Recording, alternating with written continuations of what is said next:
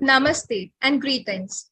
I, Samriddhi Sharma, researcher at IMPRI, Impact and Policy Research Institute, Prabhav एवं media अनुसंधान संस्थान नई Delhi extend my warmest welcome to you all to IMPRI #Web Policy Talk. We are gathered today for a book discussion on politics, ethics, and emotions in New India by Arjun Gudavarthy, published by Routledge. A hearty congratulations to you, sir. This discussion is organized by the IMPRI Center for Human Dignity and Development, CHDD, as a part of IMPRI Web Policy Talk book discussion series. I welcome all of you to this enlightening deliberation and thank you for tuning into this discussion. Now, let me introduce the esteemed gathering. Our chair for the session is Ms. Chinki Sinha, author, editor, Outlook India. We welcome you, ma'am. We have Dr. Ajay Gudavarthy, author of Politics, Ethics and Emotions in New India, who is an associate professor, Center for Political Studies, Jawaharlal Nehru University, New Delhi. Welcome, sir. We are fortunate to have for special remarks Mr. Tushar Gandhi, President, Mahatma Gandhi Foundation. The distinguished panelists for the session are Dr. Hilal Ahmed, Associate Professor, Center for the Study of Developing Societies, CSDS, New Delhi. Professor Sukumar Muralidharan, Associate Professor and Associate Dean, Research, OP Jindal Global University, Sonipat. And Mr. Shubham Sharma, PhD Scholar, University of Connecticut, USA. Welcome to all. We look forward to learning from our esteemed gathering. Now, without any further ado, let us start with the program.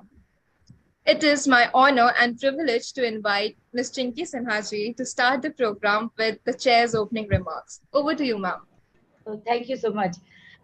So basically, I've known Ajay on Facebook, and I've been reading his stuff, and it's very delightful. And this book actually, it's damn interesting because this is something that we have been looking at in terms of shaping discourses as a media organization. And he does touch upon the media also in the book, which is quite interesting, his take.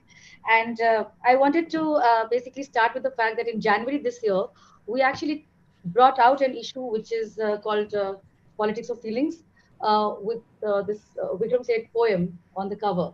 And basically, when Ajay makes the point of tackling narrow nationalism with love, I think, which is also what James Baldwin had said, I think we kind of also started with that, with the poem.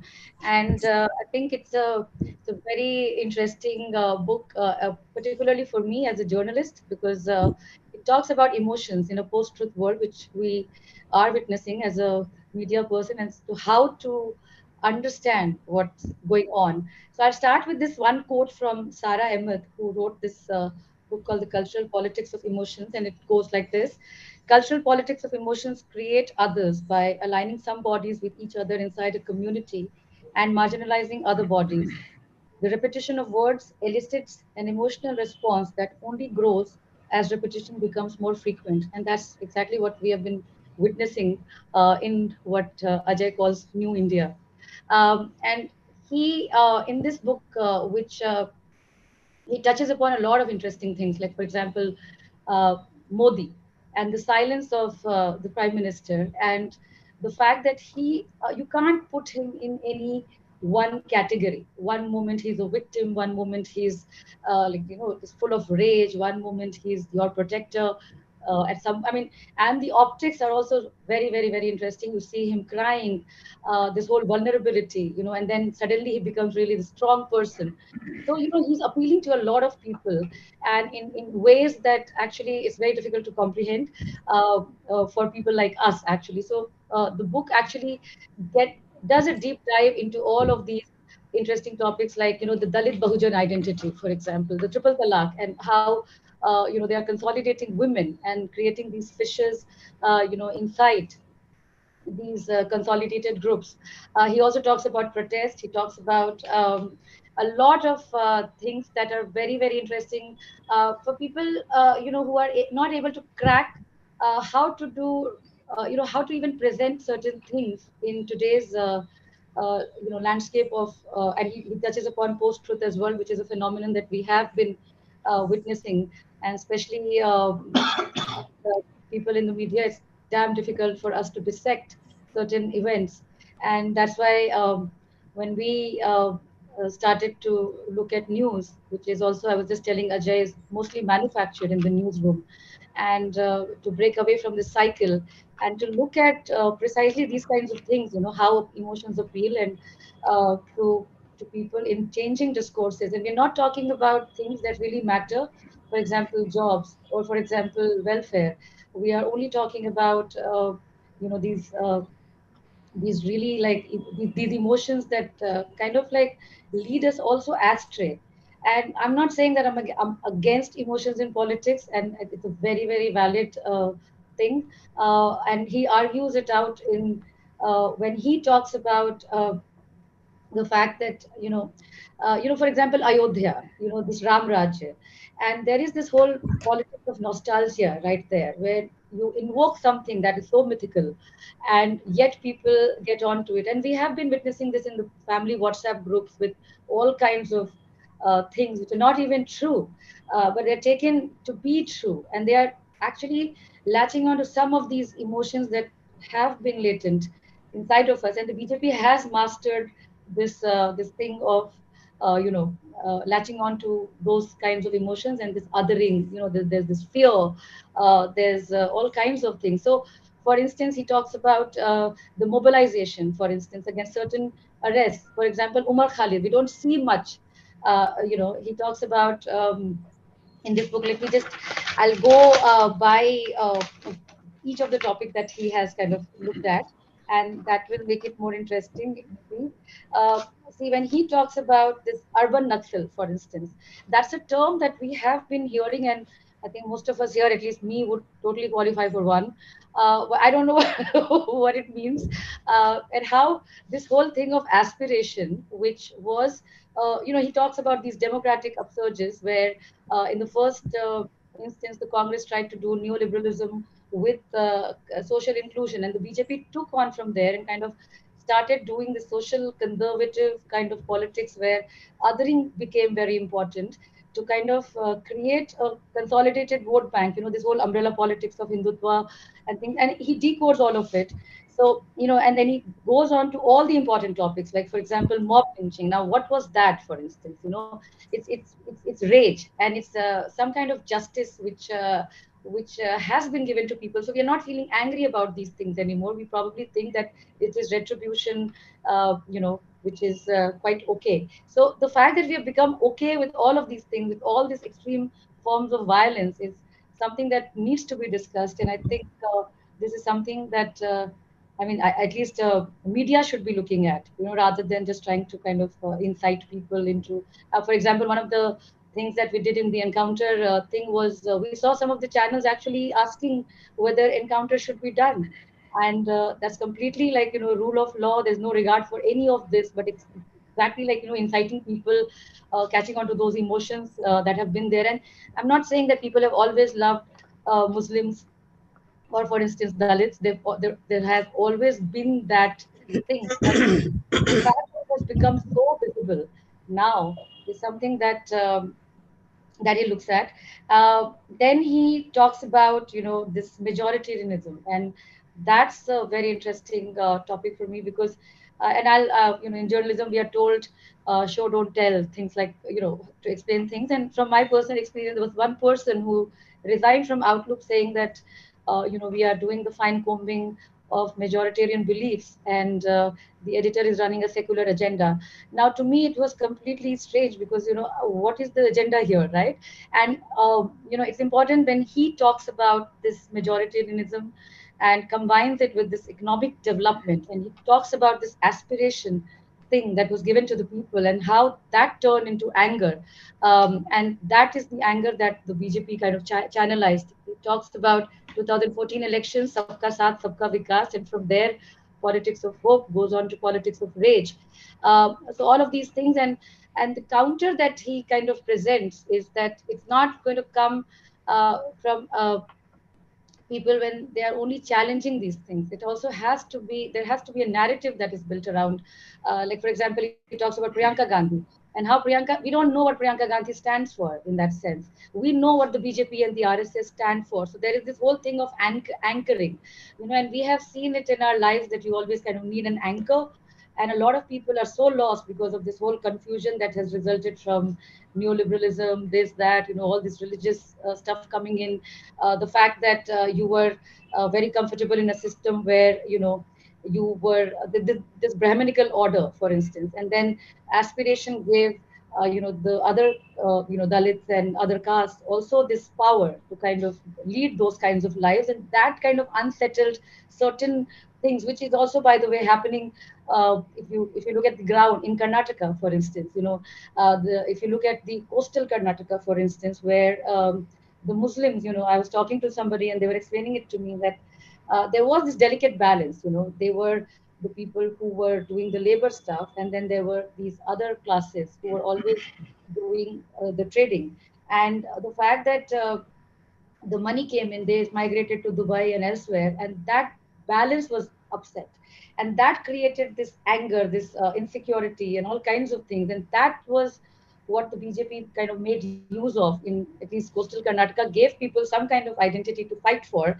And there you go, you have all this stuff. But the good thing is also that some of these things are being questioned now. Like, if you look at the narratives, and I mean, that's something that we are going to talk about in the next issue, is also the what Ajay actually also touches upon, that you take the narrative out of the Hindutva situation and create another narrative, which will take time, but I think it can be done.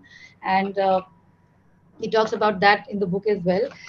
In the third section of the book, he talks about ethical emotions, and he talks about how to fight Hindutva, which is damn interesting, because that's something we have not been able to figure out. I mean, the fact that what is Hindutva and what does it mean in different places. For instance, I'm from Bihar, so the whole context of even Ram, that whole Ayodhya movement changes, depending on the location that you are in. For instance, in the south, you don't have that emotion. So how are they trying to kind of use this religion identity, and this whole thing of mythical, this attachment that you form for mythical characters, and turning it into history, by the way, which is very dangerous, to kind of build this Hindu rashtra, whatever that is. I don't know what, they've never kind of talked about what this Hindu rashtra will mean for people like us.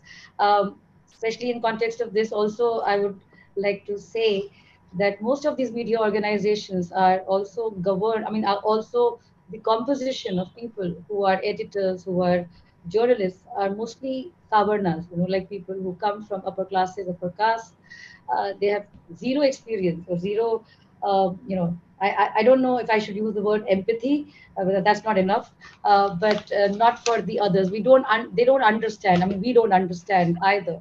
So, for instance, even for women, we don't understand, and some of the most important issues of our times are actually not being covered by media because of the fact that there is not enough representation, there's not enough diversity, which is the problem in India as well. So, this narrative of Hindutva will not be challenged because the composition is such.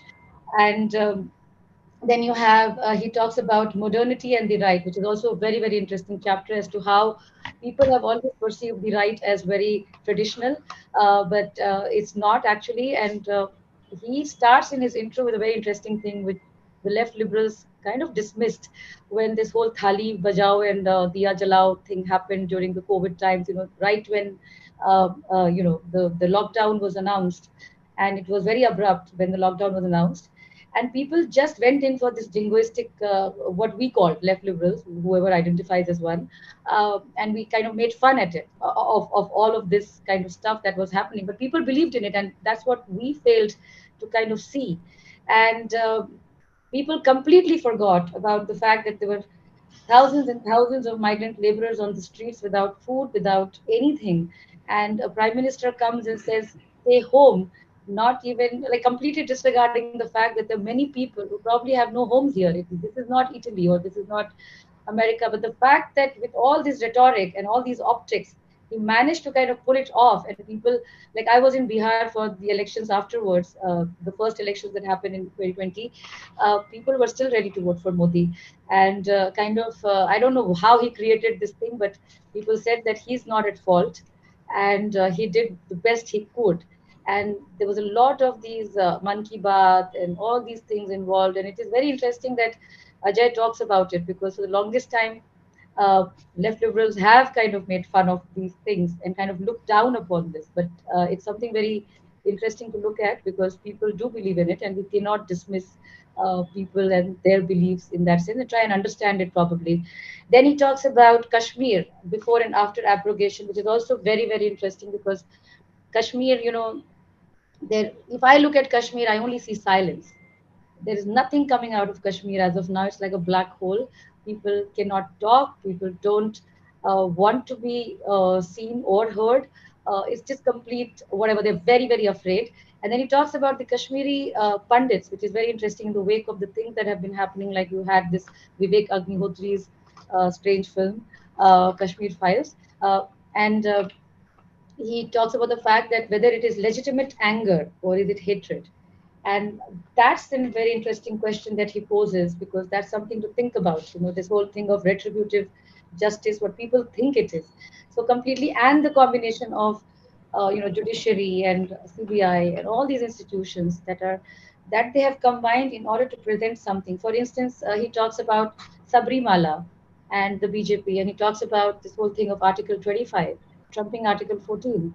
And so it's not really without thought that they are doing this. And it's quite interesting that the book touches upon the topics that are very, very interesting in the wake of the elections that are coming next year, right? Like, so the Ram temple, which has been there, and which we think is their final whatever card, will be it's all based on emotions, basically. Then he talks about this whole thing of reconciliating India and regionalizing democracy, which is very interesting, touches upon this whole thing of federalism. He talks about, you know, different political leaders, how they have been seeing it. And then will India finally become a Hindu Rashtra is a very interesting chapter at the end, because that's the question that we have been confronted with. People who actually believe that, we come from a secular country. Now that whole word secular, I mean, in my lifetime, which is like 43 years, has become such a bad word. And you are just thinking, what the hell just happened, right? Like, why am I being cast in such a negative thing for just being secular? So, and you can't really argue if you don't understand these kinds of complexities in people. I mean, it's easy to dismiss somebody who calls you secular, which we have been doing, but why they are dismissing you as secular is something that kind of you need to look at in the context of the fact that there are all these other forces, emotional uh, things that are being fed to the people, and they are also like kind of latching. I mean, I see my own family, and they are swearing by all of this. They are saying that no, Taj Mahal was this one, and this whole temple reconstruction, for instance. How do you argue? Like, I asked my, I'll tell you a simple, like, it's funny. They said Musalman log bahut bahut bacche paida kar rahe hain. Then I said, well, how do you know? He's like, you don't ask elders these kinds of questions, and ye sab to bahut saal se ho raha hai now.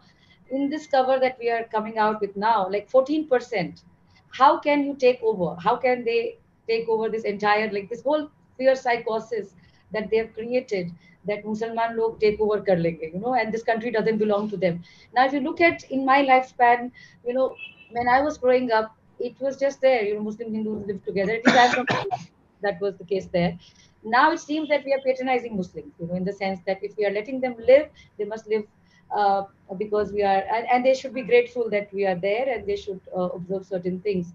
So I feel that this book is a must read, and this is not a new thing. A lot of people have talked about emotions in the past and the place of emotions in politics, which was always dismissed. And he talks about it, that the previous century was the age of was the era of revolutions, and this is the era of emotions, especially in a post-truth world where media is a culprit and has been kind of doing all this nonsense and not really focusing on things that should be focused on.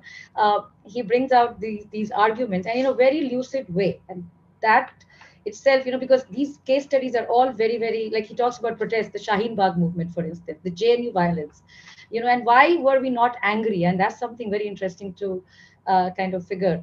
So I feel that for us, I mean, as media people, this book is damn interesting, and it gives us some insight into how to think about things, and when we go and cover elections, how to kind of look at these narratives, because we have only been covering who, what, when, why, which is called a typical news pyramid, and this gives us a lot of food for thought when we look at election campaigns, the manifestos, and what they're talking about. For instance, love jihad, for instance. And I mean, I would also say that he touches upon politics of love and hope, and I think that's also very important, because we did see some hope in Bihar in 2020 when they talked about unemployment and 10 lakh jobs, as opposed to what they had been talking about, which is the mandal politics so far. And CPIML kept aside their agenda of land reforms and came together with RJD after many, many years. After many years, first time probably, like after Chandrasekhar's this thing. And that he touches upon in this book, which we call Imperfect Solidarities. And I think that is a very interesting also thing to look at, that how people can come together to challenge these dominant narratives. And yeah, so it gives us hope, and it gives us a lot of points to think about. And maybe our coverage will become better, because I also feel that imperfect solidarities are a must in journalism. Academics can come and join hands, and artists, fiction writers, poets, everybody should join hands to kind of present the truth, because that's become so rare now. Facts have been pushed aside, and there are all these narratives that are emerging. We have seen it in Hathras, we have seen it in Ayodhya, we have seen it elsewhere, everywhere, in fact. And so yeah, so I'm going to actually tell everyone in the office to read this book and kind of open their minds to and not dismiss emotions, because forever because this hyper rationalist liberal thing of dismissing emotions is actually not a very good thing. I mean, I think and that's why we have these problems now. We don't know what to make of the current situation, how to decode, how to challenge, how to even dissect it. And I think that's very important. So yeah, so I just want to thank you for writing this book. It's a great read. Thank you.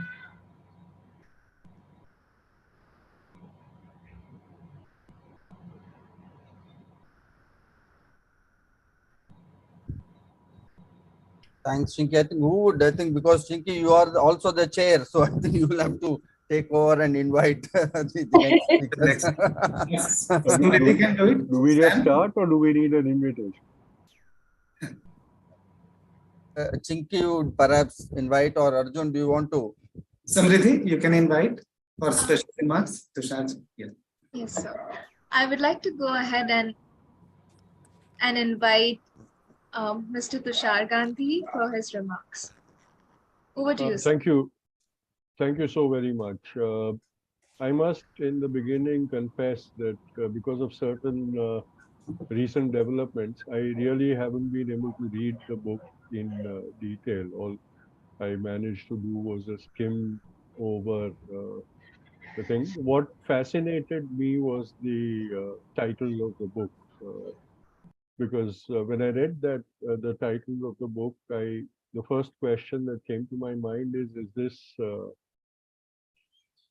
fiction or non-fiction? Because the two qualities that the title of the book alludes to seem to be imaginary in New India, because ethics has long been thrown out of the window, and in New India, emotions are just very blatantly manipulated and abused. And so the title is very provocative in the sense that in its absence in the New India that we see.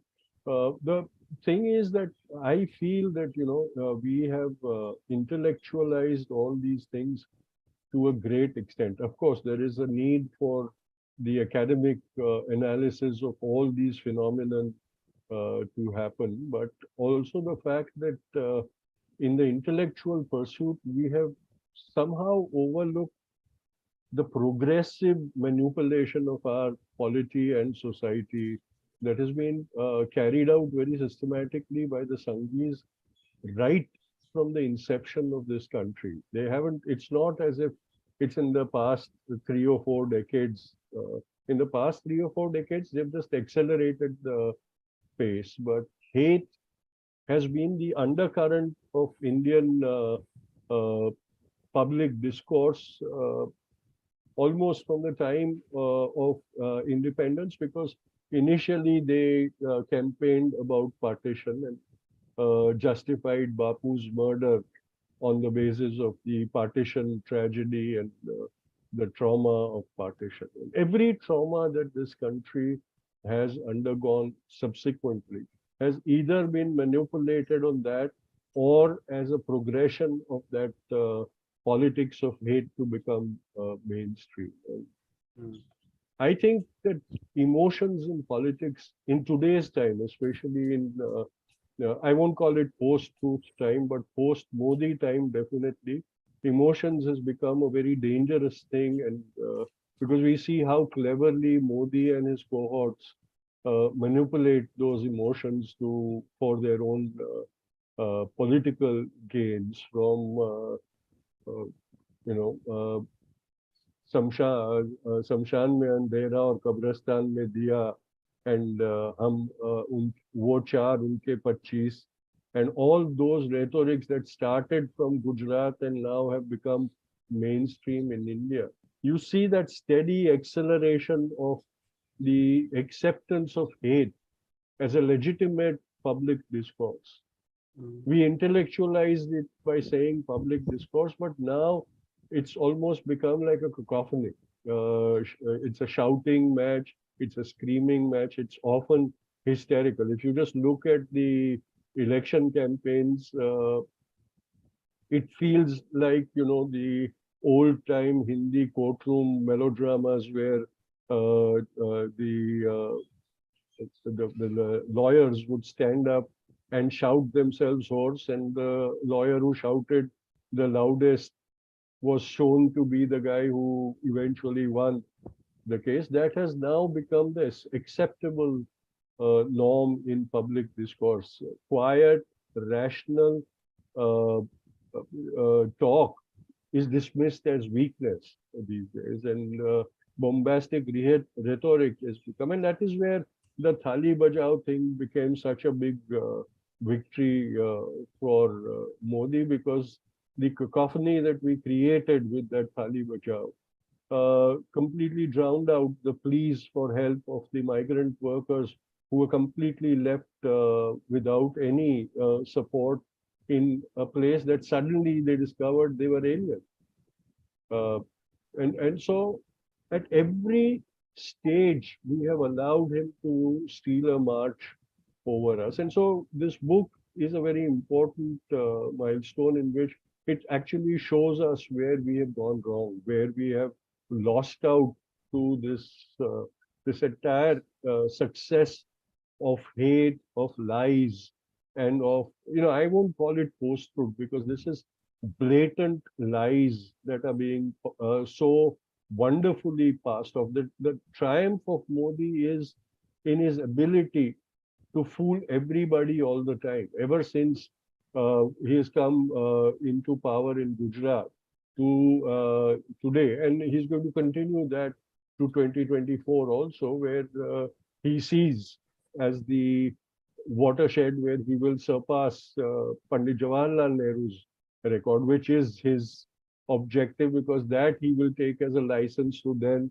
completely change India as we have always thought of. He's also the progression from Agnihotri branding everybody as urban Naxals to Modi branding people like us as Andolan Jeevis.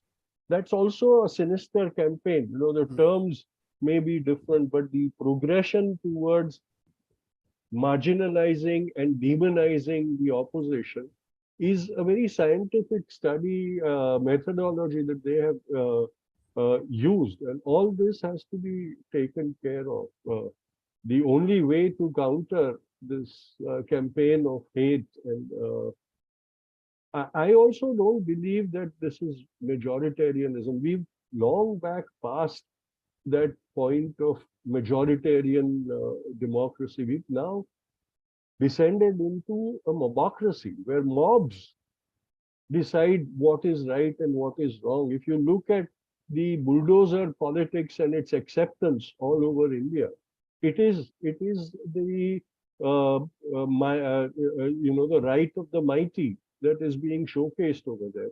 The encounter thing, they're very cleverly sort of further identified it as these are all outlaws, these are all criminals, hiding the fact that most of them are Muslims, and successfully gotten away with. Every crime that they have committed, they have managed to make it justifiable amongst the masses. And this is because they have completely subjugated democracy to the rule of a mob, and are getting away with all of it. It's just not majoritarianism, because there is a counter to majoritarian, there is a rational to the majoritarian thing. Here it is brute.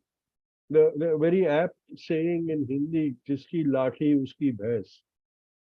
The buffalo is really being taken over by the guy who wields the mace, kind of thing. Bajrang Bali in Karnataka is again the same rhetoric about might is right being acceptable in India. If you look at the campaign of hate, if you look at the fear that has been instilled in the Muslims and the minorities. We talk about Muslims, but look what is being done with the Christians indirectly.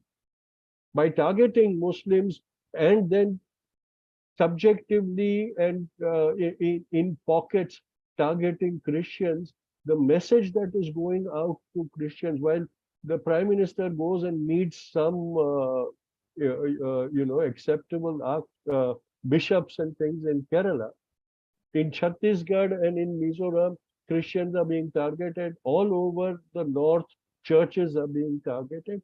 The message is very systematically being sent out into this new India where hate is the religion. The only way we will be able to counter Hindutva politics is to make people aware that the other name, the real name of Hindutva is hate. There is no two ways about it. There is no religion in it. It is a religion of fear. It is the practice of hate. And the question must be put whether we want to be known as the people who hate in the future. Because that is what is happening in India today. That is what they have manipulated us into being. And so this book is like the sounding of the alarm, showing us the dangers. But the translation into a methodology to extract the venom that has been so cleverly instilled in our society has yet to be found. And that can only happen if we bring back collective democracy into our practices, because today we are accepting an authoritarian form of democracy and allowing the Modi Shah combine or the Yogi rule in UP to get away with practicing authoritarianism under the guise of democracy. And so instead of talking about majoritarianism and things, the time has come to brand their practices as dictatorial and authoritarian. And only then can maybe we be able to instill life or resuscitate the completely murdered conscience of the collective Indians today. Because our conscience has been massacred and we have allowed that to happen. Now we have to find a way to bring back that Sanjeevani Jadi Booty to rekindle life into our conscience. And that can only happen if ethics become important to us. And so this book can provide that understanding of these values and the danger of the lack of those values in our public life. And for that, I thank you, Professor Gudavarthy, and just like Chinki, me too, we have only met on Facebook, so it's high time that we meet in person. Thank you so very much.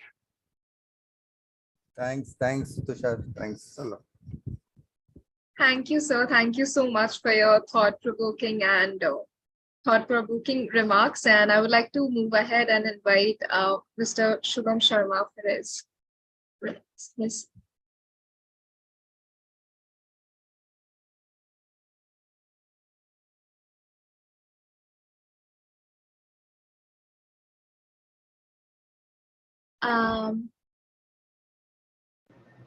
Mr. Sharma? Yeah. Am I audible now? Yes, you are. All right. So thanks for having me here. Would like to thank Ajay and IMPRI, the ones who had organized it, for having this discussion on this very important book. Well, I've just reviewed the book, and I know what is there in it thoroughly. And there is much that I agree with, and much there is that I disagree with. I come from a radical Marxist tradition, materialist tradition. So dealing with emotions as a core topic of the book was a bit challenging, but humbling at the same time. It was challenging because it took me some time that, okay, how do we translate this into policy or politics for that matter, for which I got answers later on. But I was humbled because there is no political economy, so to speak, which differentiates the Hindutva project from bourgeois democracy in general in India. And this is precisely what distinguishes 20th century fascism from what Hindutva is today.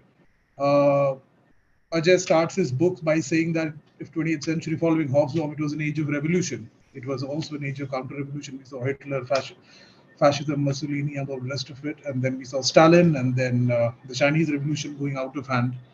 But today he says that it's the age of emotion. And I would add, it's not just emotion, it's unreason. If you look around how Hindutva operates, I mean, I come from West Bengal, that's my home state. And I come from the city where the BJP won the first parliamentary election. And it was a city which has a population of, say, 15% Muslims, round about 15 to 17. I don't know the exact demography, but this would be the exact number. It was a city which was ruled by the left, before the left by the Congress. As soon as the BJP came in, I mean, this was not when they had power in the state. I mean, by just one MP, they made sure that the city saw 2 communal riots, you see. And those communal riots were around issues which were simply not the point of discussion in the city. You know, one was about having a place which was owned by a Muslim man, where a Durga Puja used to happen every year under a makeshift gazebo. But that became an issue and people fought over it. Right? So what is it that makes the BJP so formidable? I mean, what is it that makes it, so to speak, so undefeatable? It is their simple micro-politics of fate. Now, micro-politics of fate, you know, Hindu-Muslim issue, this communalism has been raking India for almost a century or more. Everybody thought with the partition of India, the so-called Muslim question would be solved forever. Unfortunately, this is not to be. You know, why was it not to be? Despite the government being run by Congress and coalitions, why did the RSS survive? Right, and one should keep in mind that the RSS project, unlike any other right-wing project in the world, is a century-old project. There is no right-wing government. If right-wing is a spectrum, you know, you wouldn't see any movement in the world that is as old as the RSS.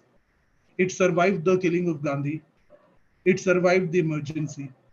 And this is the only right-wing group in the world, and for that matter, a political party in India, political consolidation in India, which has not seen a single break. The communist movement broke up into splinters, right? The Congress broke up, right? Regional parties broke up, the Janata Dal broke up. This is a party, this is a political consolidation organization which has not suffered a break. So that shows how ideologically and politically formidable they are for the past 1 century. And what is allowing them to thrive? I mean, this is the question which my generation is asking. 2002, Modi massacres almost 3,000 Muslims in Gujarat, right? Amit Shah has cases against him. UPA comes in for 2 terms, right? None of them are jailed. No action taken against them. The same goes for the Ayodhya destruction. We had a non-BJP government in UP twice, once under the SP and then the DSP. Nothing came out of it. Interestingly, I was reading Chetan Bhatt's book, right? He's an LSE anthropologist. When Gandhi was killed, I think it was a month or two later that Golwalkar wrote a letter to Jawaharlal Nehru. And it was, the state had not really gone after the RSS the way it should have. It was just banned in the first place, and there were, of course, people were heaping opprobrium for what they have done, or at least they were part of this whole scheme to kill Gandhi. He writes that in the letter that he writes to Nehru, he says that Panditji, our role, I won't quote verbatim, but this is what it was, that our role and our political program is not against you, it is against the communists, right? The whole letter said that, okay, it is not against this new regime that has come in power after a long and arduous anti-colonial nationalism. It is the communists that we want to defeat, right? I don't know what happened, right? What Nehru responded to Golwalkar, I would have to check into the archives. But the ban was lifted sometimes later, on the insistence of the Congress, right? And they've been functioning since then, despite the Jeevanlal Kapoor Commission saying, indicting and saying things about the RSS that they had distributed sweets when Gandhi was dead, right? They have survived all this, you see. So this is the greatest challenge of our generation, that how to stop it. And they're political, as I said before, that there is no political economy, so to speak, behind the Hindutva project. Yes, you can speak of cronyism, crony capitalism. The Rafale deal was one of the biggest examples, where in the earlier deal, Congress was looking for HAL, the Hindustan Aeronautics Limited, to be the lead integrator, but here Ambani was given the project. Later on, we see Adani having a lion's share of Indian public sector utilities, which were declared to be sick.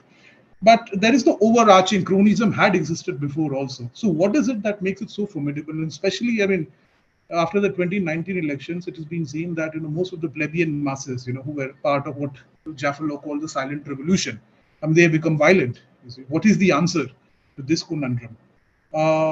It is purely hate politics, and that has very, very micro-sociological roots. I think this is where Ajay's importance, the importance of his book comes in more than anything else.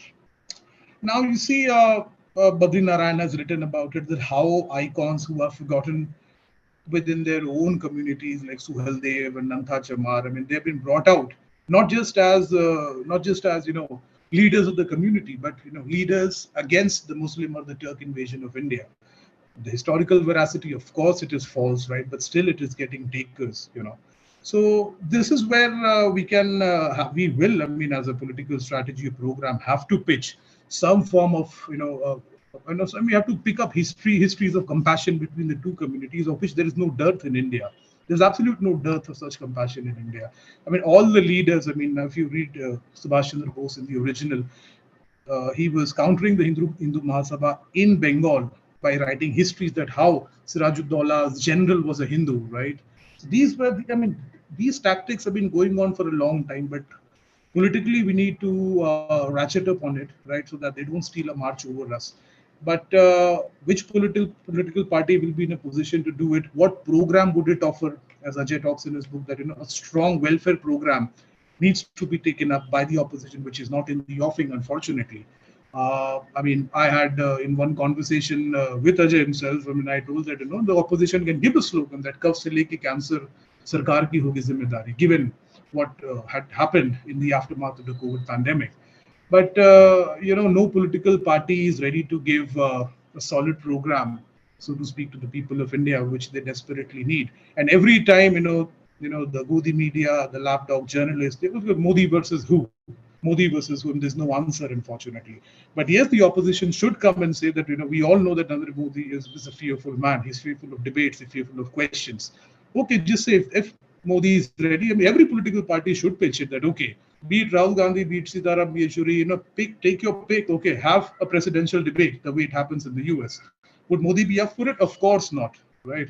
This could be one way how we can, destroy the halo around him, and even Ajay mentions in his book that, that despite Modi wearing a 10 lakh rupee suit and, Maybach sunglasses, when he undoes all this, right, by sitting in a cave, and then he comes back and sits in a brand new car, which is worth millions, people say, okay, he deserves it.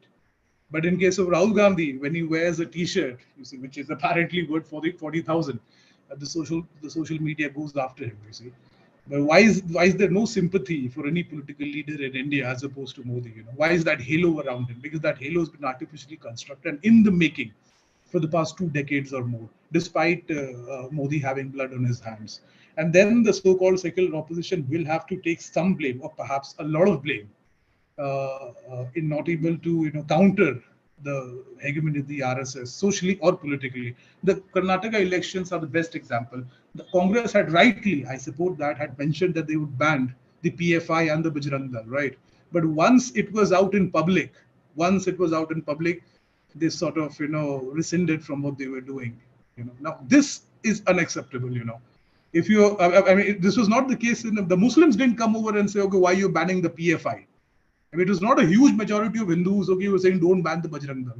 It was these largely members and affiliates of these rowdy association called the Bajrang Dal, which has a long history, a long and disgraceful history of beating up people and creating ruckus, who were, coming on the streets against this proposal. Why did the Congress go back on this? Why did DK Shiv Kumar start visiting Hanuman temples? Now, this is the exact problem which the opposition needs to create. If you want to take on the beast, okay, take them by its horns, right? There cannot be any cherry picking because they do to you things which are unimaginable. Look what happened to Rahul Gandhi. I happened to see the entire High Court proceedings, right? The 3-hour procedure, Justice Parikshak was part of it. I mean, by the very body language, I understood that he's not getting an interim bail whatsoever. So the opposition has to bite the BJP harder on welfareism, number one.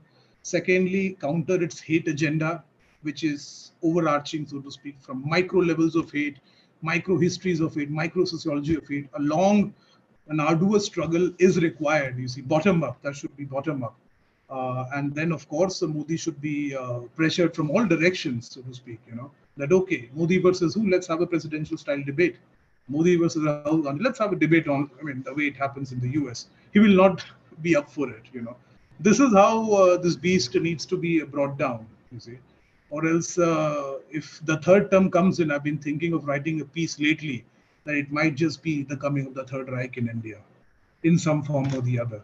So with this, I think the panelists have already spoken. The first person to speak, Ms. Chinki, has already summarized the book. There isn't much to say, but yes, Ajay's contributions should be read, especially by the leaders of the political party to understand why, so to speak, why this beast of Hindutva, it's a hydra-headed beast, it never dies. Do they have weaker weapons? Were their hatchets too weak to cut it through? This has to be deeper. I think for this, the book will play a very good role in terms of educating and revealing some of the aspects which are some things like emotion which are not part of the political discourse. And even academically, I was never taught, despite being a student of social science, a course on political emotions. So I think that gap has been fulfilled, and I'm glad that it is from India. I'm sure there is literature outside. I think this attempt has to be lauded and has to be read thoroughly. So with this, I think I would give rest to my speech, and I look forward.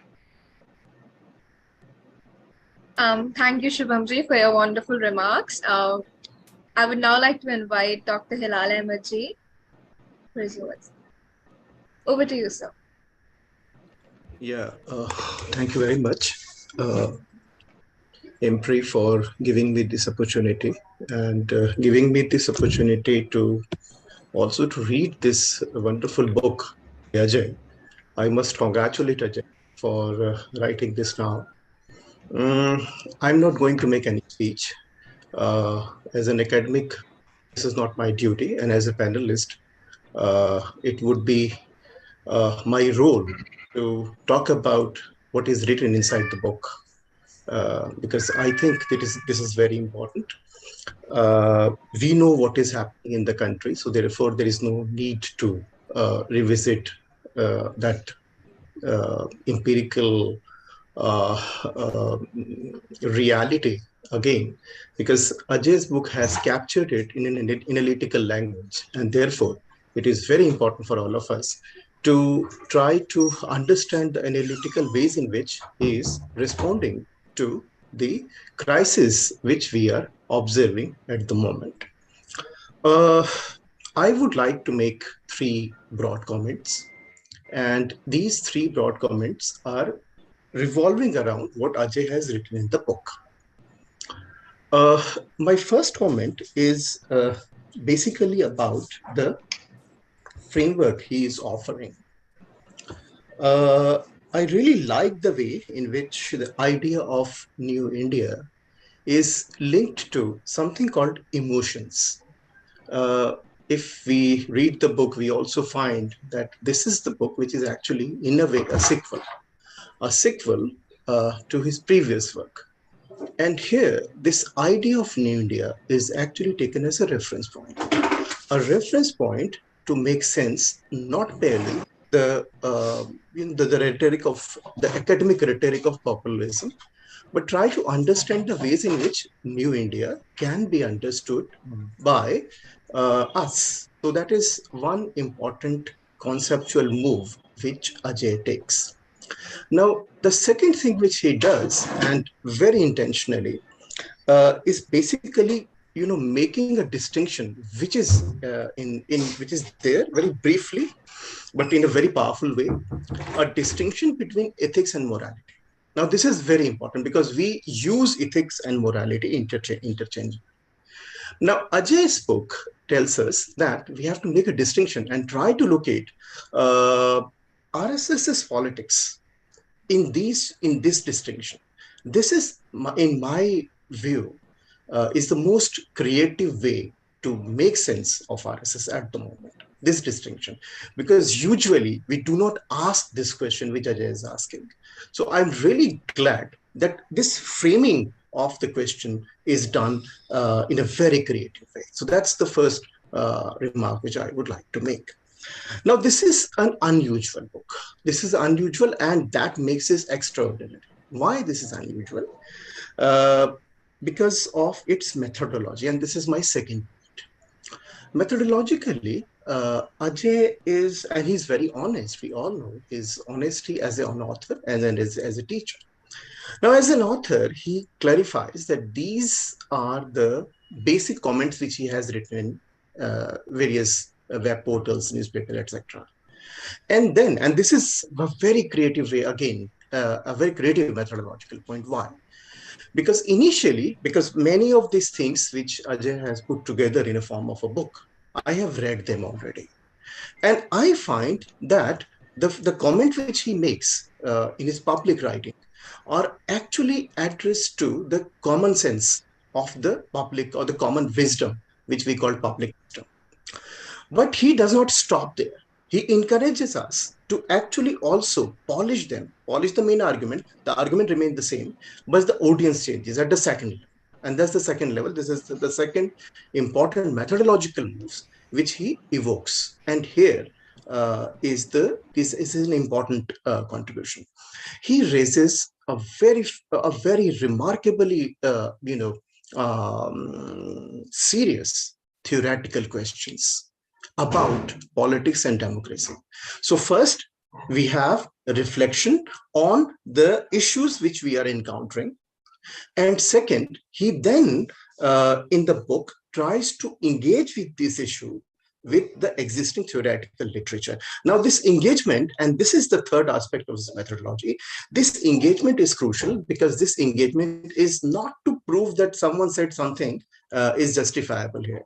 He is also trying to, taking the empirical reality as a way to engage with a theoretical formulation. So you encounter various kinds of theoretical formation in the book, which are actually tested in a creative way with Ajay's analysis. So that empowers Ajay to say something very substantial analytically. This is, I really, really like this method of engaging public and at the same time raising certain theoretical issues at the higher level is extraordinary and unusual, and that's why I called it an unusual methodology.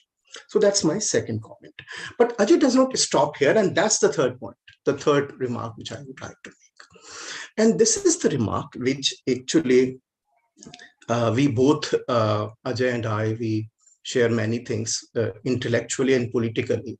So that's why we are coming from the same tradition. And here Ajay actually teaches us something very remarkable. He says that the theoretical and the political, the interaction between theoretical and political must be rethought of. And that's the crux of his argument. When he's making a comment about Muslim politics, when he's making comment about Dalit Bahujan politics, when he's talking about cultural revolution, a new cultural revolution of the left, he is engaging with the political while locating himself in the realm of intellectual. This is what I call the intellectual politics. And I can clearly see a few very interesting aspects of this intellectual politics in Ajay's work. The first aspect is what I call the process of research. So we find, because it's an intellectual politics, it's not a politics that, Ajay is, or the book is not proposing us to create new manifesto for a new political party or new constitution. We have to understand these nuances. The nuanced that this is actually an intellectual project which has its own specific politics. So what is the nature of that specific politics? This book, in my view, there can be three very interesting issues which he talks about, which in my view, not rather explicitly, but these things are implicit, the ways in which the arguments are made, especially in the last part of the book. The first is the process of research. So he honestly, throughout the book, you find that the process of research is explicitly explained. That is called, that he is inviting the reader to understand the ways in which he is moving in this exploration. So that's the process of research is explicitly explained. Second, and very crucial, and I do not subscribe to my other co-panelists with this, that I do not find that Ajay is not making any distance from the communities, people, and the issues he's working on. We find a very intelligent ways in which Ajay, as a researcher, is distancing himself from the issues on which he is working. So that's also make his positioning as an intellectual, his form of intellectual politics more convincing and acceptable. The third thing is, and that's why we have to, actually learn this aspect very carefully, that the tentativeness of the argument. He's not saying, look at the last part, which is, obviously in my view, there could be, the title is not very appropriate when he's talking about how to defeat in the private sector. I think that there could be some other more meaningful title. Here he is proposing an argument, a template in which we can try to, it is actually a template by which a new form of coalition in terms of politics could be worked out. I think, and that is not to defend Hindutva, because the critique which we observe in the book is not, and it should not be reduced entirely to the BJP or Hindutva. It is a critique of political class. And therefore, we have to read this book as a critique of the existing political class and its failure to produce a narrative which is very different from the majoritarian wisdom, which is actually we encounter in our everyday life. So these are the three broad comments which I would like to make. Two very quick limitations which I think are important, and I hope that and these are not criticism, I would say, because we are co-traveler in this journey. So we read each other's work and we make criticism quite often. One thing which I wanted Ajay to have it in the book, he talks about New India, and I think 2 or 3 times he also talks about it's a doctrine. But he does not look at the structural aspect of New India. In what ways this idea of New India actually become a doctrine. It was actually passed as a resolution by BJP. It is also Niti Aayog, which has got a vision document called New India, which I think you also mentioned. But there is a need to look at this idea of New India, the ways in which this New India is different from the old India structurally. So that is something which I hope that Ajay will certainly come up in his future writing. The second thing is about, as I said, that the criticism of politics. Obviously, when we criticize political class, the focus would be on the dominant party, and it's natural. But the criticism of the political class need to be more sharpened, which Ajay can actually do in his future writing. For instance, it is actually a common sense to use the term narrative, the dominant narrative, etc. But if we look at the history of post-colonial Indian politics, we find that there are 3 or 4 there is always a dominant narrative, and the entire political class follows that dominant narrative in such a way that they cannot deviate from it. Ajay's book also makes that point, but rather implicitly. The manner in which the opposition parties are using Hindutva or appropriating Hindutva for their own sake. A slight remark to the previous panelist, that it is not true that there was not a rupture, because it is now a common sense to assume that RSS, Bajrang Dal, the configuration we call Sangh Parivar, there is no contestation among them. This is not true. Because remember one thing, that Janasangh and Hindu Mahasabha, they fought 3 elections against each other in 1951 to 57 in 1962. And after 1962, Hindu Mahasabha became almost redundant and meaningless. That's why Jansangh survived. One. Second is that the debate between the conflict between Jansangh and RSS has always been a serious political consideration, and that's why someone like Balraj Madhok would criticize Deen Dayal Upadhyay, would also criticize Atal Bihari Vajpayee. So these contestation must be taken into consideration while looking at the success story. Because and remember one thing, that in the 50s and 60s and even 70s, Hindu rightists were the marginal force of Indian politics. They were not the dominant one. So we should not actually exaggerate their 100-year story. And we have to look at it, because they were a non-entity. Golwalkar was not a serious, was not a serious thinker. Golwalkar was not at all a political mobilizer. He was actually a failure. And I can tell you, Vishwanath Tripathi, he was the professor of Hindi in Delhi University. He was a RSS person, close associate of Atal Bihari Vajpayee. He moved out of RSS, joined Communist Party, spent entire life in communist circles. So therefore, I think we need to also understand this contestation. I stop here. Thank you very much.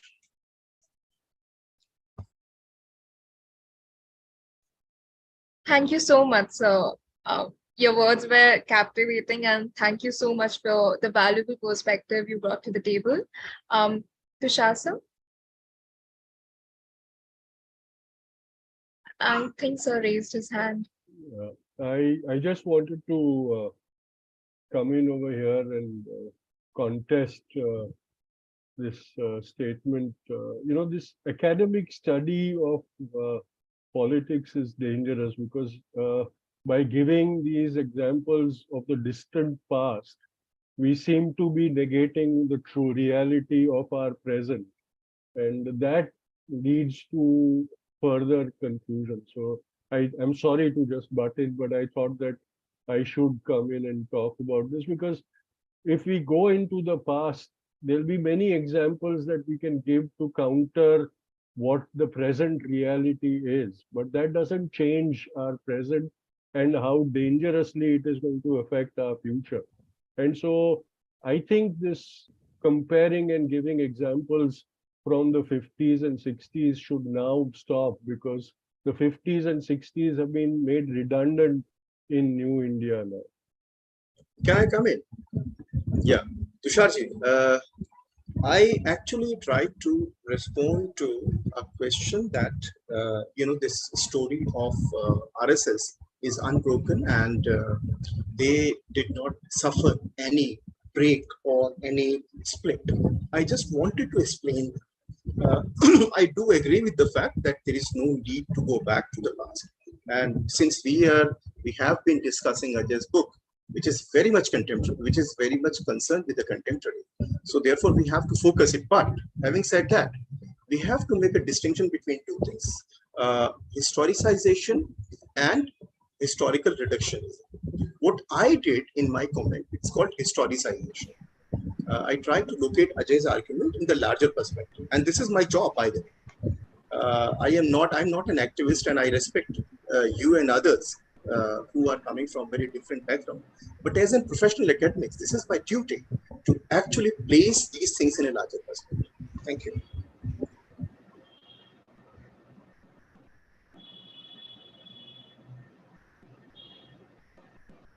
Dr. Ajay, over to you, sir. Okay. So let me begin by, am I audible, Samriddhi? Yes. Yes, sir. Clearly audible. Okay. So let me begin by thanking all the panelists, to Chinki, who I think has a busy schedule as an editor of a journal, and special thanks to Tusharji, in spite of some personal issues. I think he made it a point to attend today's session, and our young friend Shubham, and also Hilal. I think as Samriddhi have rightly said, it was a captivating presentation of, I think Hilal touched on very, very important issues. So what I would do is, I think, just touch upon few issues of each presenter, but broadly, I think all the four presentations, I think, have managed to bring, I think we all have very, very deep shared concerns. So a part of the book project was to keep these concerns in mind, but also breach that intellectual space. I think the kind of debate, that brief debate that happened between Hilal and Tusharji, I think is testimony to this, that I think we are being pulled in very different directions, that there is on one hand an intellectual need to kind of distance ourselves, to read it in a very realist way, so that we propose new ways of looking which can go wrong, which can go right, which have to be at times normative, but which are essentially more in terms of dispassionate reading of the realist, but which is what I think Hilal was hinting at in terms of looking at a long durée picture. But one also agrees with Tusharji is that there is an immediacy, there is something that is very, very immediate.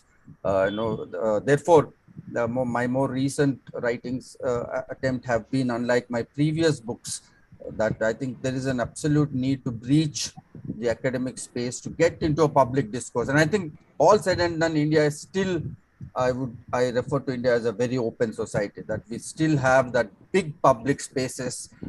Every nook and cranny of India you travel, I travel very often, and you see that there is still a huge public space. Languages are different, the idioms they speak are different. But then as an academics, I think it's also our duty to break our own citadels and, get into those spaces instead of expecting them to come to us. I think that point that Hilal made in terms of the texture of the book, it tries to break, it tries to set a new ground, but also in terms of a more in a lucid way, that also, as you said, that there is a deeper theoretical point, but I think we'll have to learn. I think I've learned this over a period of time, thanks to my media friends like Chinki and others who compel you to write, that you'll have to learn. Hilal, to share early writing of mine in media, I've number of my articles, Chinki, were rejected by Hindu and others. They said this is all too theoretical. It just makes no sense, you know. Then I really didn't know what is theoretical. I mean, I felt I was saying very lucid things.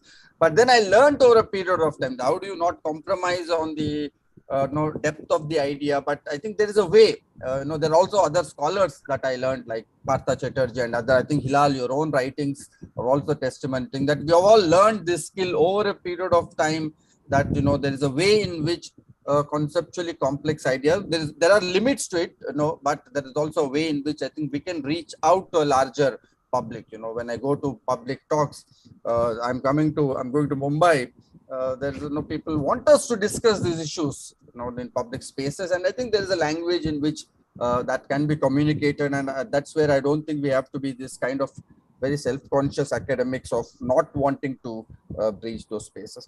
So in that context, I think it was very clear in all the presentations that there is something very troubling about current times that we don't understand. That we are not getting a grip. There is a deep sense of an unease from all angles. I think that's where Hilal made this very beautiful point, that it is not merely about Hindutva and communalism, but there is something else, something more. That anything Hindutva is a test, is a more manufactured, visible kind of imagery of that there is something larger that's happened. So we are looking at different vantage points to get into an entry, a lateral entry, to understand what is it that we are not understanding. What is it that our writings are unable to? Why is it that such expansive idea we have about political theory, such long training and tradition of theoretical categories are again, there is something more in excess. The points that Chinki began with, for this recent things like cheetahs, Prime Minister goes to a public meeting and asks everyone to stand up and greet with respect, invite cheetahs. Like, I'm in a state of shock for, what does this mean? And people are doing this, welcoming cheetahs.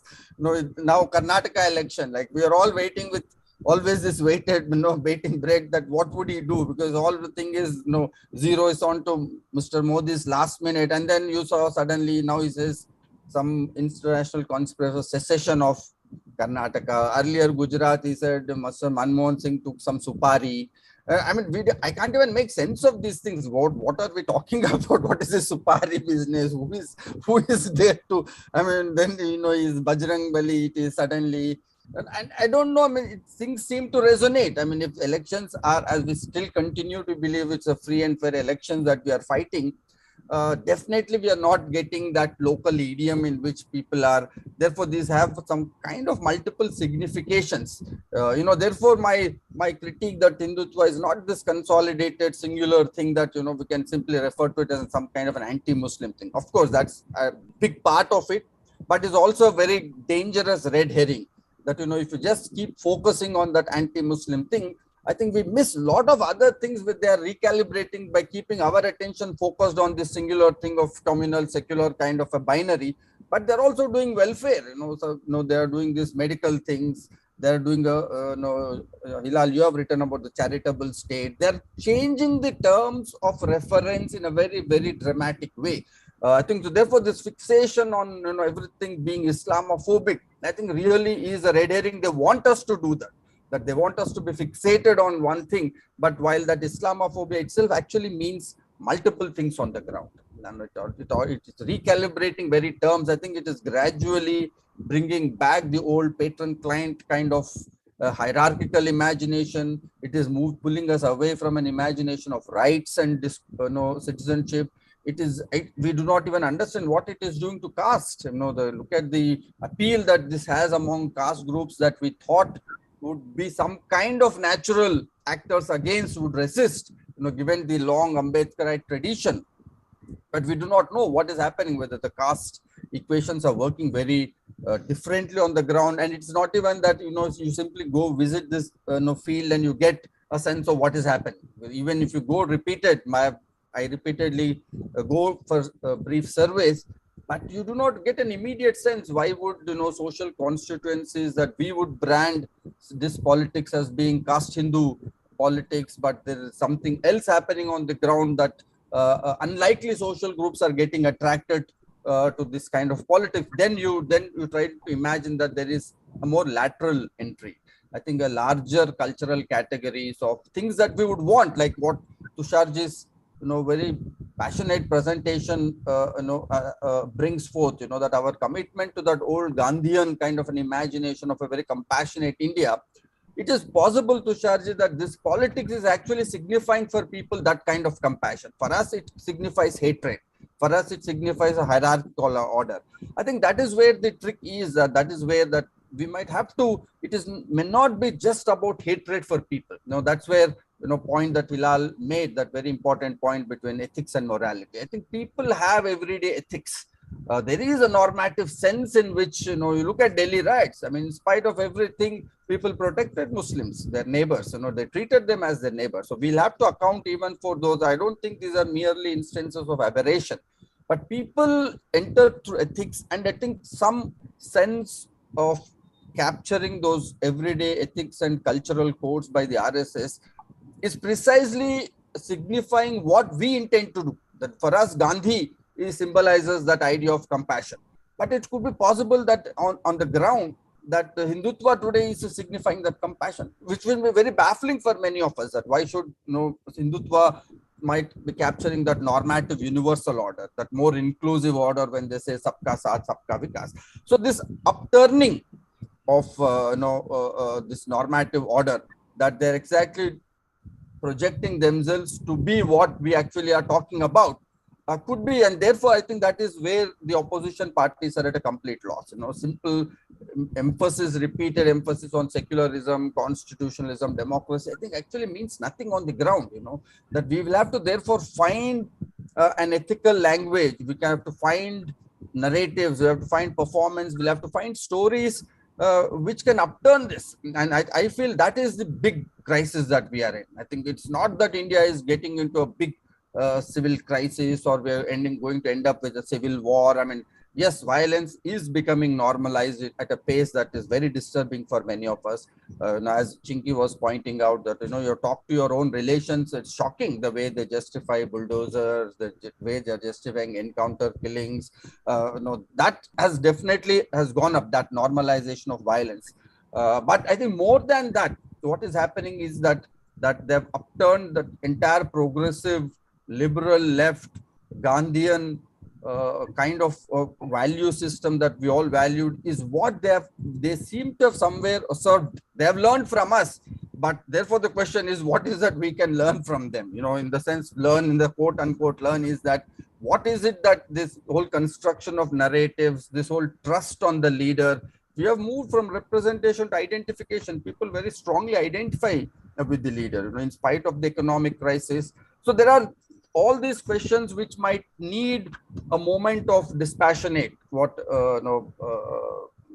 Hilal very beautifully put. I think there is an intellectual project there that will have to stand a couple of notches at par, and then look at the process. What is happening? I don't think we have made complete sense of what is happening. And that is where we'll have to also reassess this whole Hindutva project as to, part of the, if you look at the way religion they're using, is it about religion or is it a political ideology? We don't know. I mean, this itself is a very big question. I think very elementary questions we do not have clarity and definitive answers. That is this: are people receiving Hindutva politics as religion?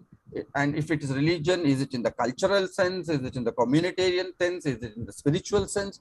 Or is it simply a political ideology that people are, that they've simply weaponized religion? Is that what is attracting people?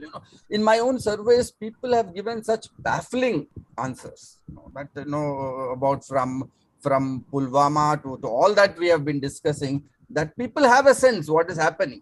It's not that people do not have a sense. That's where I think the limitation of this idea of lies and manipulation, that as long as we think people are being manipulated and lies, I think people have a sense of what is happening, but people would still want to go ahead. And that's our bigger challenge. And if it was just about manipulation and lies, I think it's a much simpler project, that then all we need is an alternative narrative, strong narrative. But imagine a situation where people have a sense of that this could be a trumped up charges, that Muslims are not so dangerous as it's being projected. If that is the case, and in spite of that, people are lending their consent to order that is very toxic, That's very disturbing. And that's where I think we are losing the case. That's where we do not understand that what would make people. Therefore, in my recent last week we had a discussion. Somebody asked this very useful question that then if that is so, then why is it that only offensive emotions are attracting people? Why not better emotions? Why not compassion? Why not love? Why not friendship? Again, this is a very complex question. I think we'll have to raise new questions of this kind.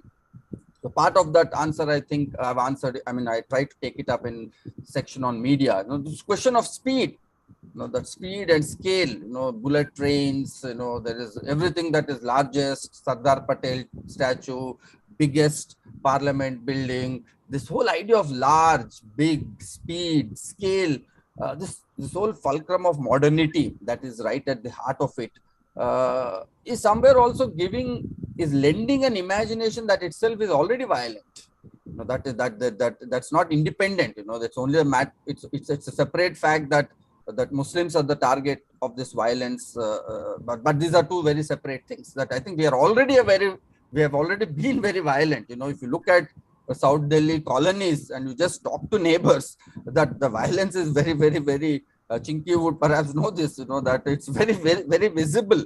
That is only a matter that somebody has to come and implant with the kind of history we have had Muslim as the target. It could very well be Dalit, it could very well be immigrants, it could very well be a housemaid. I mean, so I think there are other ways in which we will have to raise these questions. And also the question that you raised in terms of the social and the political. I think Shubham also touched on this question. I think one of the problems with much of opposition parties has been that we only came to respond in a political sense, in an electoral sense. But RSS is working round the year, 24/7. It's a cultural and a social project. They have an entry into families.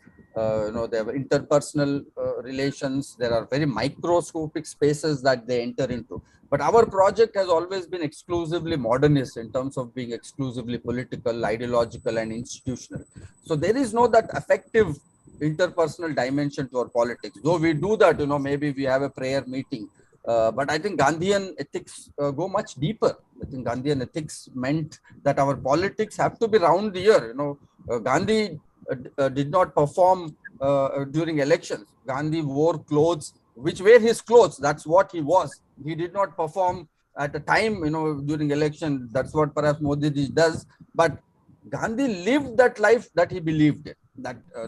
So I think, how do we get back to that? Is there space for that kind of an alternative cultural, social mobilization that has to be long during? You cannot. Today we do not have, except RSS.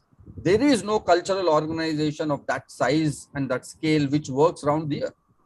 And there are other conceptual epistemic confusions that I touch upon in my forthcoming work also, is that I think this whole business of secularism, this question of solidarities that we're talking about, Chinki referred to imperfect solidarities. I think we are at a cusp of raising these questions all over again.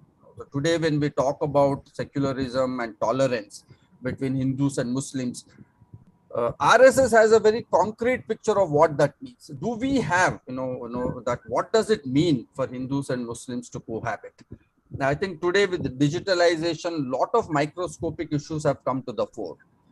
We do not have clarity where we stand. For instance, does our secularism include, would we happily encourage interreligious marriages?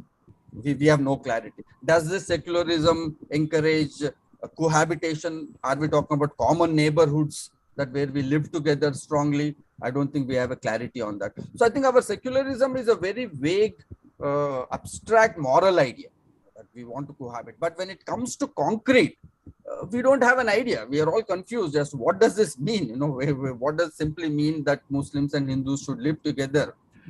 That's where I think BJP is doing an interesting thing. BJP and RSS, in terms of not an abstract level, they're talking about solidarity, but in the concrete, they are encouraging all microscopic conflictual differences between communities, not only Hindus and Muslims, but between caste communities. In Bangalore, you had Brahmins suddenly coming up with an apartment saying that is only for Brahmins. And I think RSS kind of supports that idea. they're encouraging conflict between one subsect of Dalits with another subsect. They're in fact even dividing Muslims internally today. All sects of Muslims are being, pasmandas being encouraged against. So I think it is bringing completely new terms of reference to Indian politics. And unless we don't read this situation laterally, I think we will not know where to begin our counter mobilization. I think there is a possibility that this regime is projecting itself as being very revolutionary and transformative regime. It is raising all the right questions. We did not, as progressives, raise question of Pasmanda Muslim. We did not raise question of elitism within Muslim. We thought, that's done. We did not raise question of OBC prejudice against Dalits. We did not raise a question of gender within Dalits. These are all in our secular discourse. I think we were all very politically correct. And I think BJP and RSS, partly because of their de-intellectualized existence, because they do not, as Tusharji was, that's where I think that de-intellectualization becomes important, that because they don't think too much in intellectual terms, in complex categories, in long duration historical terms, they just do what is very pragmatic. They just do what is very practical. There is a case here. They just simply go. I mean, that may not agree with the case, something else. They go to Kerala and their candidate promises good beef. The Shillong, their candidate promises good beef. In UP, you lynch people for. So this is a very strange hands-on, which I think somewhere reflects neoliberal ethics. So people, I think it captures the way it is not talking about a continuity. It is not talking about a worldview. It's talking about very hands-on, micro way of dealing with things in their immediacy. And that's what people are expecting, something that's in the immediate. That's where I think within this cosmos, supporting bulldozers and encounters makes sense. Because it's as immediate as, the question of beef. And so how do we then encounter this immediacy? Because our politics do not have any immediate solutions. We in fact think that philosophy is not about providing solutions. It is about deliberation, it's about agonism, it's about institutions, it's about procedures, it's about rule of law, it's about political niceties, it's about endless dialogue. This is all good for a social background that we all come from. But on the ground, there is an absolute desperation for immediacy. And this politics, therefore, addresses that urge of immediacy. What it fills that sense of immediacy with, is, I think that therefore it's not an open, it's not merely an anti-Muslim thing when people concede, consent to bulldozers and encounters. No, I think it's also this sense of institutional history that we have had, this absolute non-responsive and elitist character of institutions, laws, rule of law, policing that we have had. All that fructifies into this consent for encounters. What do we do with that long history? So I think, therefore, broadly, I think all of you have captured what the book says about. Therefore, the book is really in terms of taking a more lateral entry into this process and not zero it on immediately in terms of communalism, polarization, and hatred. I think that consent for anti-Muslim program that RSS is building, I think is coming from various other sources. And unless we don't kind of undo those in those everyday ethics, emotions, everyday, all these things, speed, scale, there are, I think, multiple linkages, very complex linkages one can think about. And then I think we can trump their project. But as long as we only talk about that anti-Muslim, in terms of secular communal thing, I think we will miss a lot of things as to why that and where that consent is emerging from. I think the book is, I think, an attempt to see where that consent is coming from. And I think, and we'll have to, being a democracy, we'll have to trust somewhere down the line, at some point, we'll have to trust people's consent. If people are feeling this way, a majority of, in this kind of a humongous the country of this size and with this kind of population, we will have to somewhere trust people's common sense. The fact that that common sense is being weaponized in a specific way is our concern. But our project, therefore, has to be that we'll have to provide those lateral entry points for that common sense to work differently. And it's a very preliminary kind of an attempt to see. And as part of that, I think we'll have to build a more secular composite, and there I think one has to question across board. from Hindu right to Muslim politics, character of elitism within Muslim politics, to the limitations within Dalit Bahujan politics, limitation within the constitutional idiom. I think we'll have to take a relook at all of this together to see of really a kind of quick and fresh possibilities. So I'll stop there.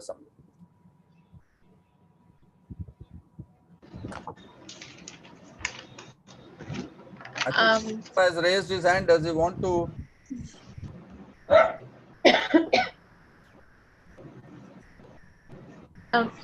Yes, Shubham, sir. Please go ahead. Yeah, three quick points. First of all, as the discussion went on, the more issues would be that Hindutva is certainly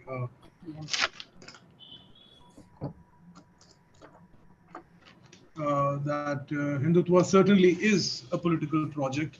It has nothing to do with religion, at least Hinduism. That's what they bandy about.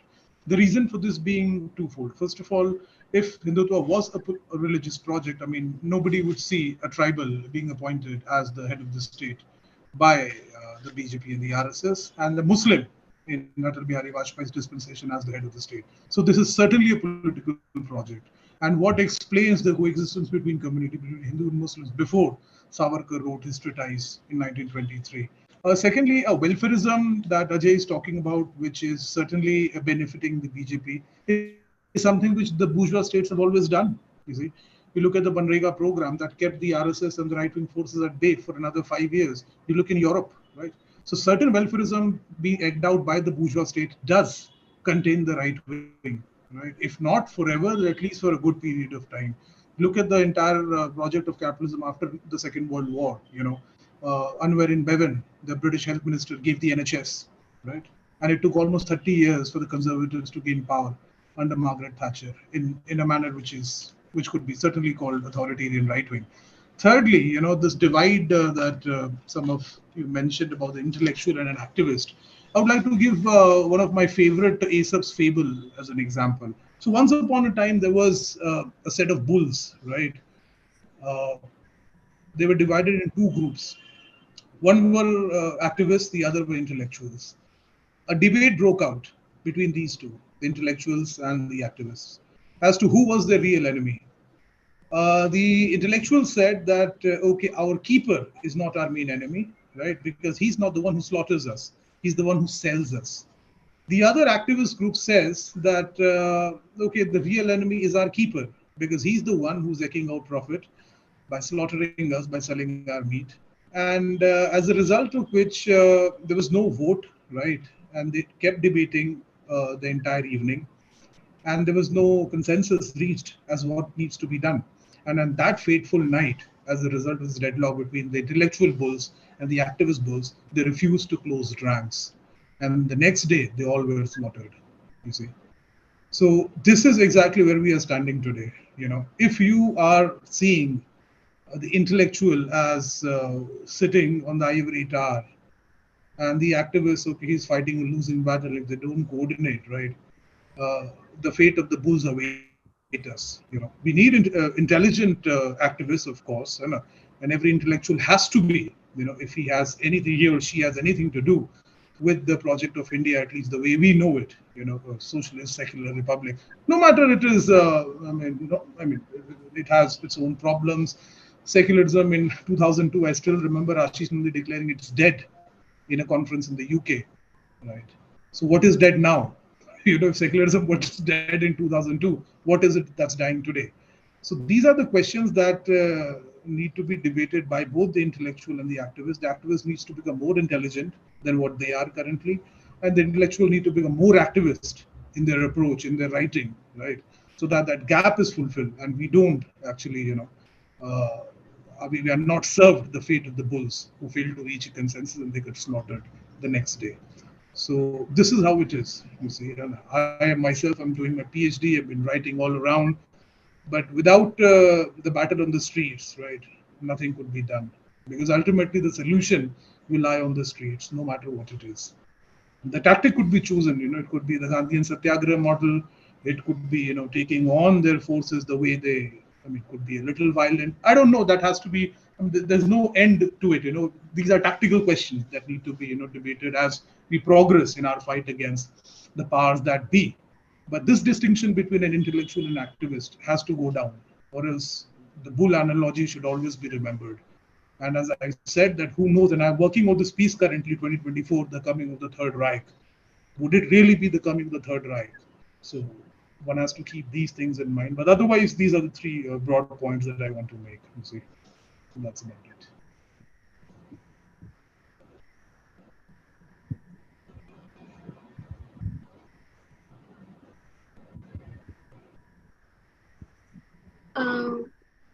I think we're going to proceed with the discussion phase. I would like to invite Chinki ji to expertly chair and moderate.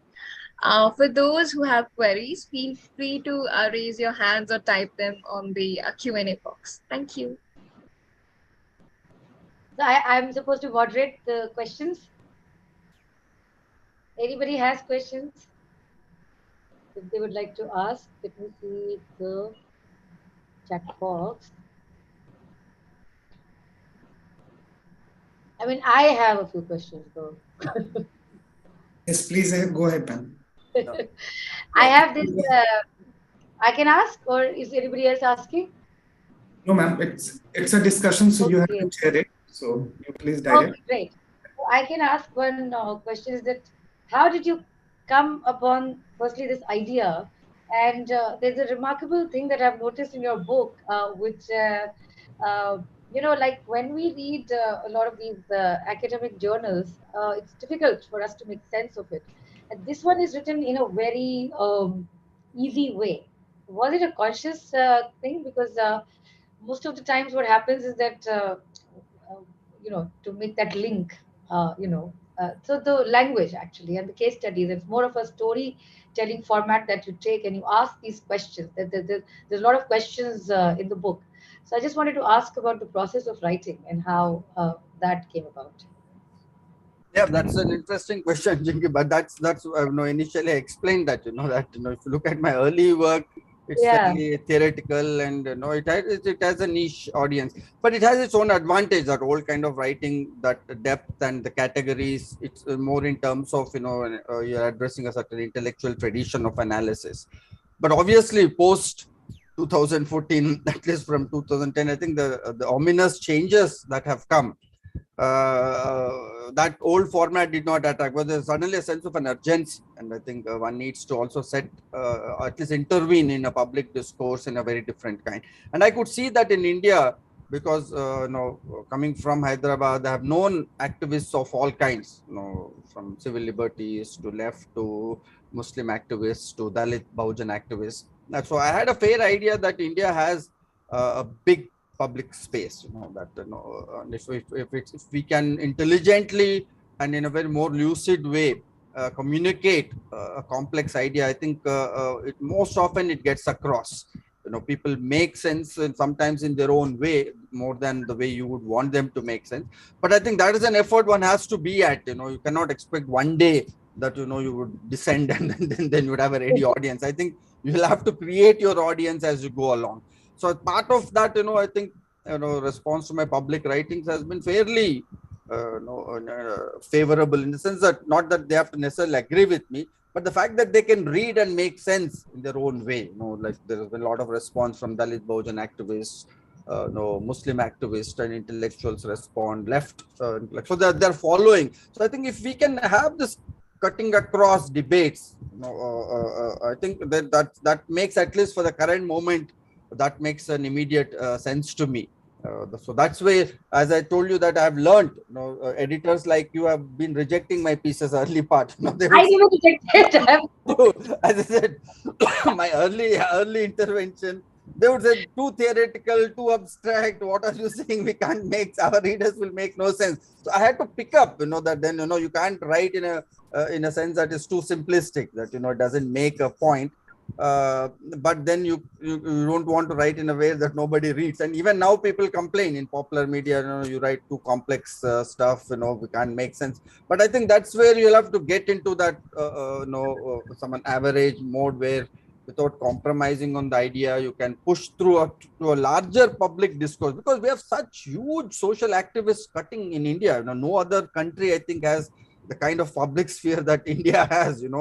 Very a lot of activists who are well read, who are learned, are operating, and common people also. I think my some of my writings, when they're translated into regional languages like in Telugu and Bengali, people come across in various public meetings and tell that, "Oh, peace padata sir aapka."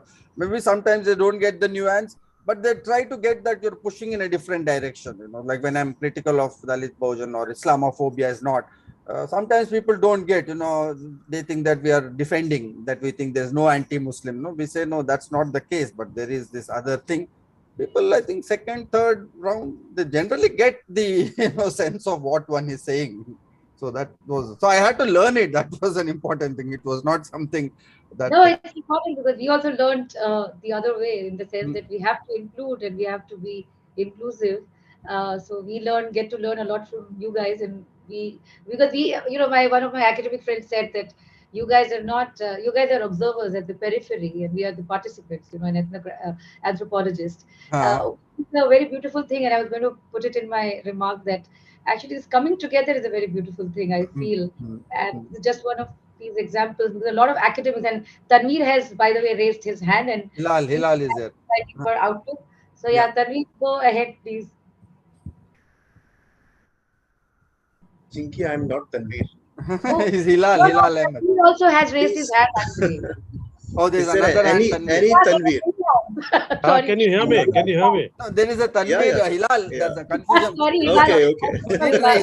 So she was not referring to you as Tanveer. There is a Tanveer.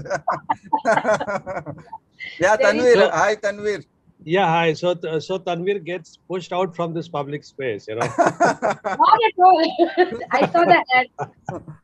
Yeah. So no, it's a nice discussion. Of course, I haven't read the book. I would definitely like to read the book, but a couple of things what Ajay talked about. That we are having a very big open space, and there is a very dynamic open space. I somehow do not agree with this whole idea that if he means to say that there is a India is very huge and large, and people are talking about a lot of things. So that is fine. The chit chat is there, and of course, chit chat is there in every democracy. But I would not say that the open space is open for everyone, right? There's a huge marginalization. There's a huge exclusion, and this is moving on in a very fast pace for the marginals, right? And the public space are no more public space. It's a private space. It has been, taken over by what some people would call it as majoritarian communalism, and the whole rehashing of the history which is being done, is a major disruption. I would not take it as a continuity. It's a major disruption, and why, what Ajay was talking about, that we'd have to think about beyond this whole thing of Hindu-Muslim riots or binary or violence, whatever is talking. There are a lot of other things, but this is what is at the surface, right? This is what is at the surface, and there are so many layers below this. But then whatever is happening below, the surface is producing this only. So of course, it's very important to go deeper within, and we need to have different epistemology to understand the different layers which exist. But the fact is that what is on the surface we can't ignore, right? And what is on the surface is something which is taking away. What I've been writing is backsliding. Now, though, I don't think also in terms of backsliding. It is not backsliding. It is regressing very, very fast. Deceleration and regression very fast, because today only, Christophe Zoffel wrote in Indian Express, and then on the same newspaper, you saw in the first page. Now there is an attack on moderate Muslims, moderate Hindu women who have, or progressive Hindu women who have married to Muslim. There is an attack on them as well, right? So there's a huge attack. So what are our responses? If we say that we would go, we would not respond to these changes which are happening on the surface and then look for something beyond this. But how do we do that? I'm not there in the public space. I'm not there in the open space. There's so much of fear, across university. You see in university so much of fear, and this fear is generated by this whole politics of hate. So what do we do with this fear? I discuss things with my wife, I discuss things with my close friends, but when it comes to an organized challenge against this kind of a project, I can't do that. So why can't we talk about, in the ethics and emotions, about the kind of fear which is generated, which has its own purpose, right? So this is what I mean. India doesn't have a democratic open space in a real sense. What perhaps what people would call it as a civil society. So I don't think it's like that. Yeah. Well, thanks, Tanvir. Chinki, I'm responding to him. Yeah, I was just going to say, Hilal ji, now. No, let me respond to Tanvir briefly, and then we can move to. And Hilal will remain Hilal, and Tanvir will remain Tanvir. This hand thing is very similar. So yeah, it's confusing sometime online. So Tanvir, I think thanks. That's a very important caution you have given. Yes, I think we are all in the immediate concern, as Tusharji has also put it, that anti-Muslim thing is the immediate, very, very worrying thing, that also the possibility always of breakout of violence, as you said, pushing out of Muslim biases, or as you today pointed out, some BJP MP talked about all Muslims are intolerant, but even the moderate Muslims, I think perhaps they were referring to Hamid Ansari ji in terms of they get posts and all that says. I mean, so all that is very worrying, Tanvir, but the way out, as you rightly pointed out, there is marginalization. But simply, you would also agree with me that simply by projecting or reiterating secularism, we are not going to get anywhere. I think that we have to also somewhere turn around our gaze in terms of what is going wrong with our politics, that we are unable to counter this kind of, which looks very, very steep at some stage. And that's where I think, I speak about secular sectarianism, that we are so divided, that, we talk about all this constitutionalism, democracy, but I think whether it's minority politics, whether it's Dalit Bojan politics, whether it's left politics, whether it's Gandhian politics, whether it's constitutional liberal politics, have all generated very narrow silos, that, this whole public ethic that we have, that, Muslims will speak up only when there is a Muslim at the receiving end, and Dalit Bojans will speak up only when, look at this whole death of your colleague, Samar Veer. Where are the Dalit Bojan organizations which fought for Rohit Vemla? I would say in a healthy, democratic, secular society, we should have all those social organizations that fought for Rohit Vemla today should be at the forefront fighting for Samarveer. But that this imagination simply does not exist in our ethos. Now, where is Mr. Owaisi when a farmers' movement happens? Unless, Tanvir, we think in a formidable way in terms of this cross-caste, cross-class, cross-sectoral alliances, when we develop genuine concern beyond our identities. So our identity is one pegging point. I think unless we don't learn that social ethic, I think it is Hindutva by other means, that we are all Hindutva in the softer sense, and there is now a harder version of it. I think, and the failure of Nehruvian secular politics, I think, has been this, that it developed all these ghettos between social groups, that in itself is projecting, as I see it, a deep sense of collective indifference to all those who do not share our immediate identity. So that's what is, now has become a public ethic, that is visible, I would say, across all social groups. There is no exception to this. Whether it's caste Hindus, whether it's Dalit Bahujans, whether it is Muslims, whether it is left sectarianism, whether it is liberal constitutionalism, I think we have all thought in very, very narrow no silos, that which are very self-referential. All this oppositional politics are producing new kind of social elites, and those elites, and it's boiled down to question of representation. Now we are in such a desperate condition that we can neither move beyond representation nor representation as it does any work, anything useful. So that's where I think the bigger crisis is. Therefore, unless we don't step back and think beyond, that this, what you're calling extreme marginalization, therefore has to produce a new ethic. It cannot work within the dominant narrative, and then we cannot think that within the dominant narrative we will have to. That's where I partly feel people don't see us as alternatives, because we are not presenting an alternative. We are talking in the same idiom, and Hindutva is deepening that idiom.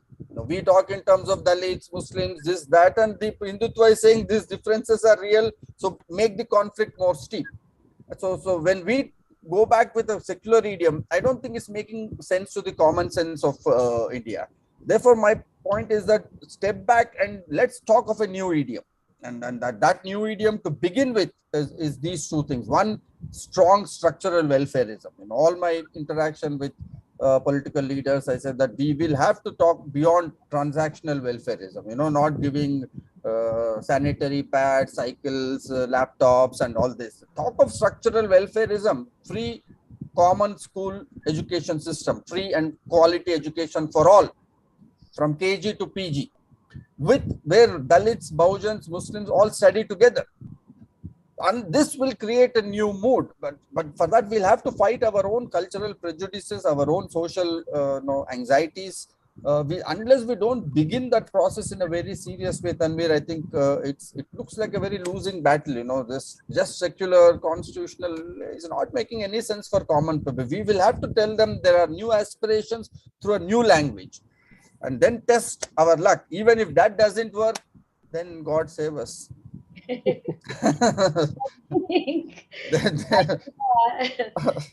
a question, but before that, I just wanted to say that you're very right, because in Goa I was there, and then there was this taxi driver, and we were having a discussion in the back about constitution, and it's like, "Ye constitution kya hai?" So I said, "Why don't you Google all the time? You're looking at Exactly. Constitution nahi malum tumko kya hai?" Basically, at that level, how do you we can all talk about intellectuals and this and that. But Exactly. ultimately, you are addressing that. It's damn difficult because they don't read that much. They're only watching things. So there has to be a new way to kind of address, to kind of engage, and to kind of another example is like secular, for example, and you touched upon it, by the way. A lot of people don't even know what the secularism is. We are so much at a loss to, there was this one editor who said that our secularism is different from the French model, which is something, I said, but religion aaya kidhar se? We are not supposed to be like looking at religion. I mean, state has no religion. So no religion to respecting all religion is kind of bringing in religion then, right? So people actually don't understand this also. So yeah, so it's all of these things, and I think it's interesting that it's a book of questions, and it's very important to ask these questions. I think we've not begun to ask questions. So yeah, so Professor Hilal Ahmed. Yeah, before Hilal comes, I think I will just narrate this. The last 3 days back, both Tanvir and Hilal, I was at a restaurant. And the guy who was serving us was from Manipur. So I asked him, what is happening? Manipur, suddenly, why this eruption? He gave a very interesting logic. He told me that this is cookies are doing it, and cookies are with Myanmar, who are smuggling guns and drugs. So what is this new reasoning? So it was all but about. It's actually not new. If you go there, all kinds of bizarre reasons, Then he showed me a WhatsApp message where he showed all this cookie smuggling of guns from Myanmar, and this is completely different thing operating on the ground. And we are talking of Meitei reservation, ST, things of that kind. So yes, Hilal. First of all, I apologize, Chinki, for that. Sorry about that. Three quick points, and then I'll stop. The first point is about, because what Ajay said in relation to his general comment, and then what he said answering Tanvir is basically important, but the search for new idioms should not be restricted to the people who only speak English. There is a need to recognize what is happening in Indian languages. That's one. Second thing is that what I understood from the discussion is that we need to, because we come from a talkative society, we speak a lot. What is actually important is not to search for answer, rather the question.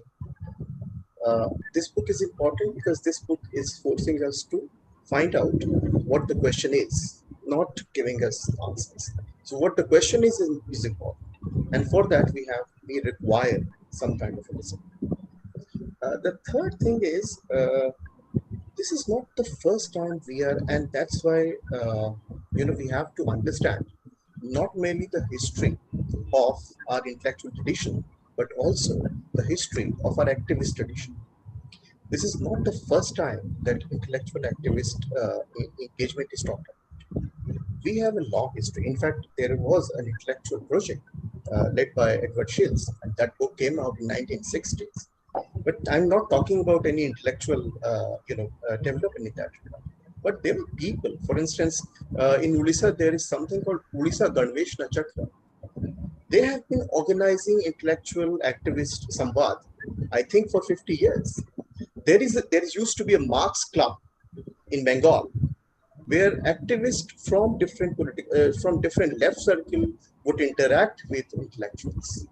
There was a group in Delhi University, which always organized something called Grassroots Politics Colloquium for 20 years, from 1980 to 2000. And that group then graduated to a new entity called Creative Theory. So this is not for the first time that we are talking about intellectual activist engagement. Azhari engineer is a great example of that. And in fact, if we go back to that tradition and we go back to Gandhi, you may find that Gandhi was not, he actually resolved in an intelligent way. We must remember that Gandhi used to write a lot. And most of his ideas are always available to us in written forms. What he said, something very intelligent in his in one of the article which he wrote for his newspaper, he said that if I die, you get rid of everything except the practice. So that centrality of practice has been it has a tradition of its own. So therefore, we need to actually don't think that as if that activist intellectual dialogue is something which is entirely new. We have to have some kind of a deeper understanding of Indian tradition, Indian post-colonial Indian intellectual and activist tradition. If we don't, then we need not to import activist intellectual dialogue from the West. We had our own tradition. Lohia, Ambedkar, Gandhi himself, Jayaprakash Narayan. All of these people were great intellectual in their own right, but they were the activists. So there is no conflict. Rather, we have to look at the ways in which activist and intellectual dialogue has been happening in the country for over 60 years. So I think we have to actually revive that tradition. We have to go back to that tradition, and only then we will be able to answer the question this poses. Thank you. Okay. Before we go to Mr. Tushar Gandhi, there's a question by Arjun S. Mohan for Ajay. For Hindutva proponents, the secular discourse is something that should ideally treat all religions equally. However, all religions aren't the same but different. For instance, if we can measure gender discrimination, it might show different levels of among Hindu, Muslim, or Christian communities. So the fundamental question that revolves in my head is that can different religions really coexist, cohabit together in an increasingly interacting society in harmony? So this is a question for Ajay from Arjun S. Mohan.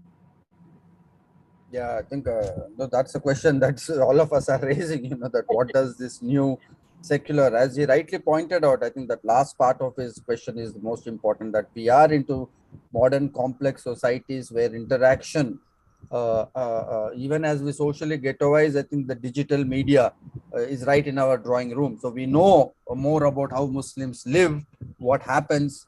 So that's not leading to more cohabitation, but that's obviously leading to more anxieties. That part of that reason for that anxiety is what I was pointing out, that we really do not know what this solidarity means. You know, Chinki, you put it as imperfect solidarities, but that, I think this imperfection and this that's what is leading to at a different level. It is leading to an urge for more stronger bonds, you know, that authentic community. I think that's more direct, which I see at the heart of it is a positive ethic, that people are looking for stronger bonds. But at the moment, it is coming across globe, whether it is about Turkey, whether it is Turkey, it's against Kurdish, that's America, it's against, no, it's about white working class. So everywhere people are looking, but at the moment, it is coming at a sharper exclusion. You know, in Indian case, it is Muslims. So I think we'll have to make this nuanced distinction that what people are looking for is a sense of belonging. It's not that they condone and concede all this toxic majoritarianism that's happening. But do we have a project where we can offer that sense of belonging? What does our secularism mean for both and Hindus and Muslims to cohabit? So that's where the question is important, in the sense that I don't think we have an idea. I don't think our secular mode of dealing, you know, was is very serendipitous. It doesn't answer questions. You know, we hang things. Unlike Gandhi, I mean, Gandhi has therefore very important clues. I think Gandhi, as Hilal was rightly pointing out, is a very hands-on thinker. You know, he did not have very elaborate vocabulary. You know, this example of in Khali, when he went to forge communities together, he invited children from both the communities. You know, that's though he wanted to just demonstrate to both communities, look, in everyday life you are the same. You know, you're not so different. So this whole Gandhian, I think, mode of thinking was a very intelligent, hands-on mode of thinking. So we'll have to reinvent Gandhi for our contemporary times, and therefore Gandhi did not have much patience for law, institutions, elaborate, you know, institution. His entry point was personal ethics. That people, you know, even during partition, rest of life, he in fact wanted to spend in Pakistan, and he said everything is here in our heads, all these prejudices floating in our heads. So I think we'll have to take those very hands-on thing and see, you know, how in modern complex societies, what are those alternate, I think, ethics that we would want. What kind of, we need some concrete manifestation of that. That I don't think we have a very concrete idea of what this solidarity after all means. The most I can think of is that we need a strong welfare state to begin with, that caters to all communities, which I think will change the mood in the nation. Not this transactional welfareism anymore. Health, education, and employment, basic income. I think these are three strong demands opposition should push by 2024, which is inclusive of all social groups, Dalits, Muslims, OBCs, everybody included. I think that will give at least a starting point for groups to begin to think that we are common. There's something that, and we are not at each other's cost. Neoliberalism has pushed that competitive ethic that every right comes at the cost of some other group. So we have already, Congress through neoliberal reforms, I think, has already laid that space, and BJP came and projected Muslim as that universal enemy. So that's why I say that, if you just begin with communalism, we may not, so we'll have to do so much of other spade work on the ground before we kind of disentangle people from this growing Muslim hatred. Yeah, I think Tusharji had a... Tushar had a question. Yeah. No, I don't have a question, but I just have a comment. Yeah. Okay, yeah. I'm sorry, we're discussing, but I'm just making a comment. Yeah. It isn't as if the fanatics haven't been pushed back a bit in recent times. Unfortunately, what has happened is every time there has been a pushback, we've allowed them to push harder and spring back. If you look at the anti-NRC CAA protest, the Shaheen Bagh sitting, for a time being, they were left, they were wondering what was happening till they successfully managed to brand it as a Muslim uprising against a law that was supposed to keep the Muslims in check, kind of thing. And the Delhi riots then completely discredited the whole thing. And we allowed them to, get away with the narrative that this was all the Muslim lash out against them. The farmers' protest really pushed them back on the back foot. But once again, we allowed them to slowly start the whisper campaign about Khalistan being revived and the Khalistanis, coming through this farmers' protest and all that. And they stole the march. For some time, Rahul's Bharat Jodo Yatra did leave them speechless. But unfortunately, the Congress as a party completely betrayed that initiative and has lost the initiative. The entire goodwill that Rahul had earned, the party has frittered away. And so every time, unfortunately for us, there has been a solution offered of how to counter these forces of hatred. It's like, I am a cricket devotee, so I use cricket terms. Every time a bowler bowls 3 beautiful Yorkers, he bowls 3 wides and gives away the initiative. So that is what we are seeing happening in the political and social spectrum in India. Every time we feel as if we're going to peg them back and push them, they've pushed back harder. And finally, we have seen ourselves cornered. Somewhere we have to come back to the belief that it's not just pushes and shoves that are going to win this war. We need to be persistently at it without relenting or allowing them any respite. This is what is lacking. That's what, from the strategical point of view, I think this is what is lacking. Okay. Thank you so much. And there's one question from Satyam, I think. One second. Just me. No, there are 2-3 questions, I think. There's one that is coming in front of me is, he wants to know, I would like to know, draw attention towards Uniform Civil Code in the current Hindutva political framework. Is it like strengthening the Hindutva agenda at the national level, and how shall we conceive it? And this question is to everyone. So whoever wants to go ahead can go ahead. Yeah, maybe Hilal, do you want to come in? Hilal or Tanveer? I mean, not because it's Uniform Civil Code, but maybe you know the debate. Do you want to say something, Hilal? Yeah. No, basically, this idea of there are two answers to that. The question is quite a good question. The first answer is a technical one. Because there is nothing called any draft of Uniform Civil Code that is presented to us. There is something called an idea which has been there as a reference point in the Constitution, which we have been debating for a long time. One. The misconception is that as if that the personal laws that are available to different communities are parallel laws, which is absolutely wrong. Because the status, and again, it's a technical explanation. The personal laws, if you look at from the legal point of view, are like customary laws. And suppose if a customary law is challenged in the court of law, the constitutional law will prevail. That's the basic technical status of personal laws. Yet, the political debate on the idea of Uniform Civil Code is presented as if Muslims, especially Muslims, they had an additional advantage for having 4 wives, 16 children. That is stereotypical imagination, which we all know. What is interesting is that the Muslim elite also somehow contributed significantly to that.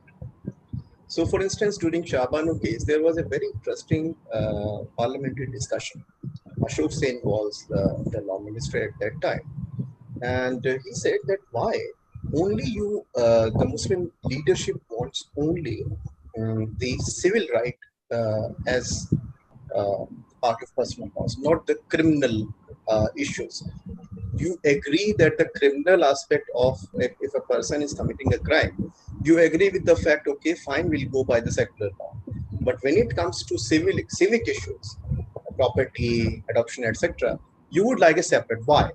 Now, Banatwala, who was MP from Kerala, from Muslim League, he gave a very interesting argument and he evoked Ambedkar. And that's why the misuse of Ambedkar is very significant in this case. He said that Ambedkar always made a distinction between state and the government. So he said, and he quoted Ambedkar in that speech, and he said that Ambedkar was an intelligent man. He said, ideally we should have a uniform civil code, but it is up to the government to look at the context in which that can be implemented. Now, this part, this personal laws are given to us as civic right, and so therefore we stick to that, not the criminal right. So if the government is ready to give us the personal laws in relation to criminal proceeding, we would be happy to have it. This is actually a very typical Muslim response to the question to that. That's one. The second thing is about the relationship between personal laws versus uniform civil code is all about that, as if that these two things are conflicting. But there is a new debate which has been going on for a long time. It's about legal pluralism. Do we need, and remember that the initial, if we look at the feminist movement, you find that Indian feminist movement initially was of the view that we need a uniform civil code. But that position is now changed. Indian feminist movement, and especially the women's feminist, they would argue that we would like to have a democratic and gender just personal laws. Bharatiya Muslim Mahila Andolan is actually talking about that. Now, this Ajay is absolutely right in one sense, that because that was an important issue for the secularists, and the secularists did not look into these complexities, especially in relation to the ways in which this whole idea of uniform civil code was misused by the Muslim. And that's why you do not find any serious discussion on the question of UCC among the progressive circles. We thought that this is not the right time. We thought that as if that the moment we talk about uniform civil code, it will affect Muslims. And that's the reason why we did not have any informed discussion. BJP took advantage of that vacuum and they came out with a very interesting proposal that we are going to do that. Now, as far as my understanding goes, they are going to produce a draft probably after 2024 or before 2024, a draft for UCC. Now, it could have been we, the progressives, we could have, we would have that to have some kind of a gender just UCC. We failed. And the vacuum created, and this is exactly what I just said, that the vacuum created and it was filled up by them. So I think we have to understand, not merely from the BJP's point of view, but also from the point of view of the religious elite as well. Yeah, thanks. And I think Tushar, you also had a response to the same question, or? Yeah, I just, once again, I just wanted to say how cleverly they have, sort of given a complexion to UCC as a thing to put the Muslim in his place. The whole debate is Hindu-Muslim kind of thing. We fail to understand that several minority religions and communities are allowed to have their personal laws so that their identity is not jeopardized and things. And nobody is debating that. If at all it's going to be a secular uniform civil code, which we hope it will, but it won't, Hindus are bound to lose a lot more than the Muslims ever. The Muslims are only going to lose their ability to marry 4 times. Well, how has that stopped Hindus from polygamy? Hindus have been, happily having so many spouses and living with them, and nothing happens to them as long as none of the spouses go and complain. So this whole thing is a clever strategy of getting things justified, exploiting the Muslim phobia, the Islamophobia, and encashing on that, and then pushing through everything. And unfortunately for India, all those things are half-baked because the people who are pushing it are also suffering from Islamophobia. And so they think if we deprive the Muslim of the personal laws, that's good enough. The others can, they don't matter, kind of. But the day the UCC is going to come in, the other minorities are going to stand up and say, hey, leave our laws alone, kind of thing. And so that debate also has to be brought into the public view and saying it's not just targeting the Muslims. Don't celebrate because you think you're getting even with the Muslims. You're going to lose out on many things yourself. Kind of thing. This is where, once again, they are stealing the march. I think, thank you. I think Tanveer has something to say to this. So yeah, Tanveer, please go ahead. Can you hear me now? Yeah. Yes. Yeah. Yeah. So about this UCC, I think the Hindutva project, is trapped within UCC, and I think it is that where we can build up certain idiom. What Ajay was talking about, that we can sort of build up an idiom where we can counter.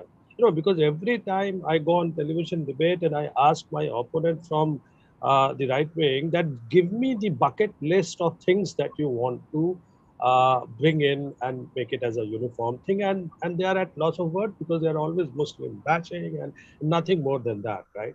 So it's a UCC typically has emerged as a Hindutva, instrument of domination, creating fear in the minds of Muslims only and no other, as Tusharji was talking about, no other minorities, because their practices are not being talked about, right? So if we say that yes, we want UCC, we are all for UCC, but these are the things that we want in UCC, right?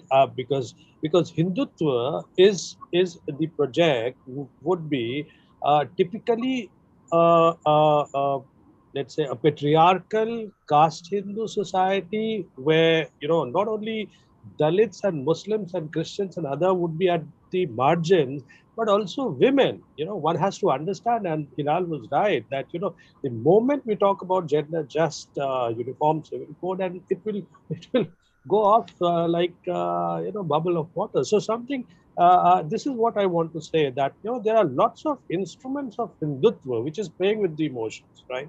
Of far right Hindus, conservative Muslims also, they're playing with the emotions for political mobilization, and it is there where we need to have to build up the idiom. So I am all for uniform civil code, but these are the things that we want to bring in the uniform civil code. Let it be a gender just, cutting across all religion, cutting across all communities. Yeah. Okay, thank you. We have a question from Nikhil Joyce. Left liberal critique of Brahminism, for instance, as a binary between Brahmins and Brahminism, has not necessarily produced strong subaltern resistance against Hindutva politics. So, if we have to produce a cross community belonging, where do we critique conservatism and where do we accept religious observance as a genuine community identity? So, Ajay, would you like to answer these? Well, that's a good, and much of my contemporary writings actually dealt with this question. That so there are multiple things that's true. One, that this blanket critique of Brahmanism now doesn't really speak on the ground. What does it mean to just critique? Hilal, I think actually, thanks Hilal. I think thanks a lot. It was great having you on board. Thank you so much. Yeah. So where do we, this sense of belonging? I think, yeah. So again, as we were discussing the context of UCC, that I think it has really blocked our vision from raising a lot of questions. This easy binary, Brahmanism, Bahujanism, these kinds of things. Politically, they produce a useful rhetoric, but they really block our, make us very myopic in terms of raising a lot of other questions which we should ideally be raising. And because we leave that field open, BJP, this whole question of what reservations, this whole new representation that has come, where do we know? Recently, I wrote a piece titling it as mezzanine elites. I think there has to be a different class. Our whole question of anti-caste politics is centered around reservation representation, which caters to just 6% of Dalits.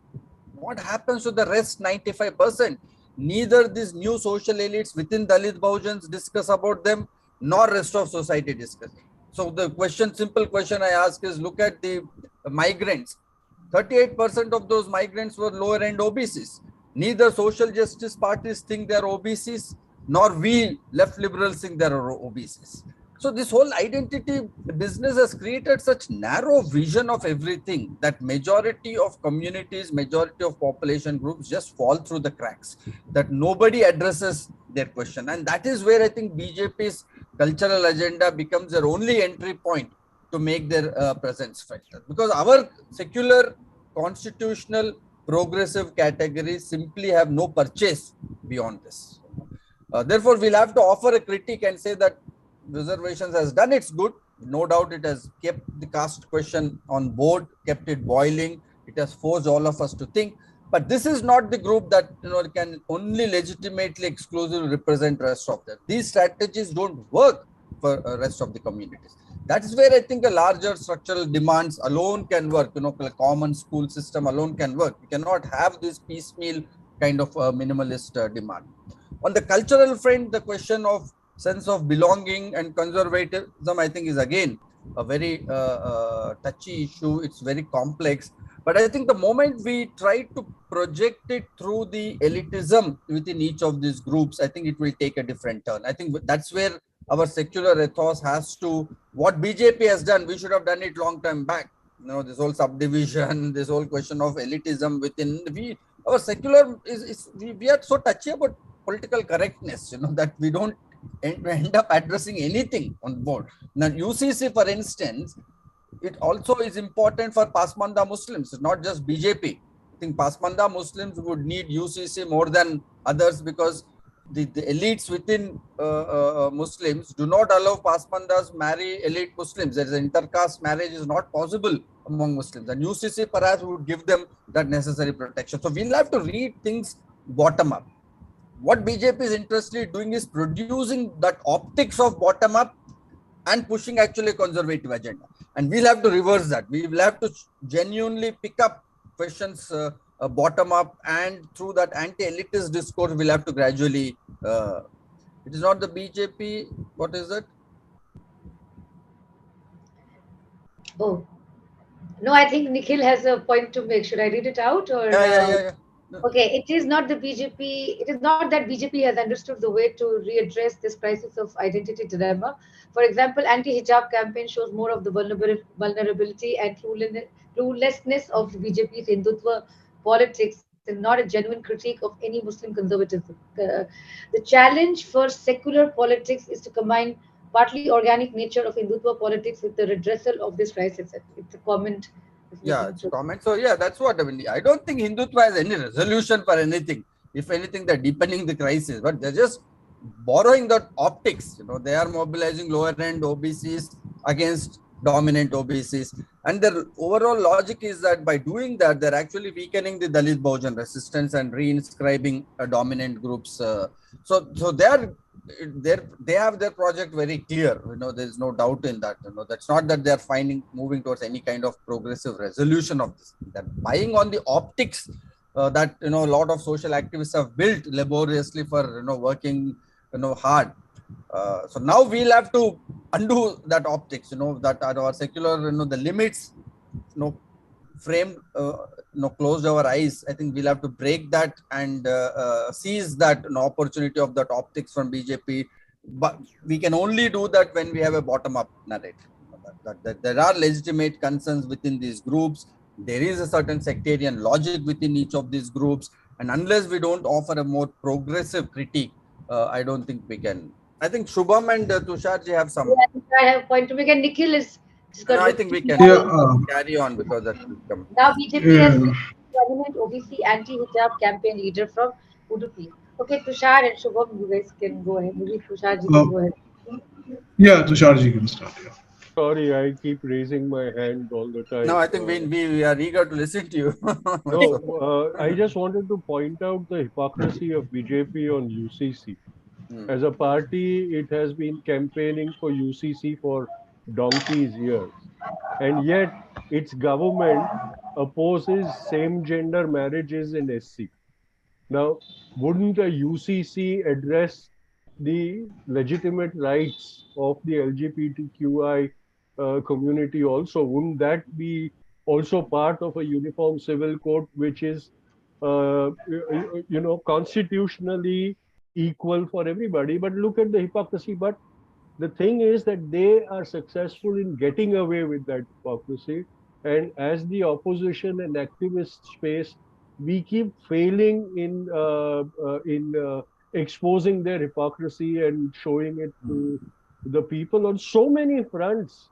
They have these kind of dual arguments and divergent strategies to what they are saying. And UCC is most blatant if you put it in comparison to the government's daily opposition to same-gender marriage suit in the SC. This is our failure. That's true. That's true. And Shubham, you wanted to say something?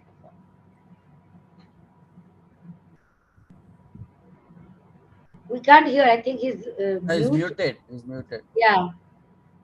Right. Can you hear me now? Yeah. Is it better? Yeah, I mean, I just read Nikhil's point, and Ajay has been saying that there are problems within minority groups, which BJP is making a fuss about. Of course, they are. But the point is that who will correct it? Is the majority in India being corrected? Speaking of this UCC, everybody knows what the tax rebates that the Hindu United Undivided Family gets, right?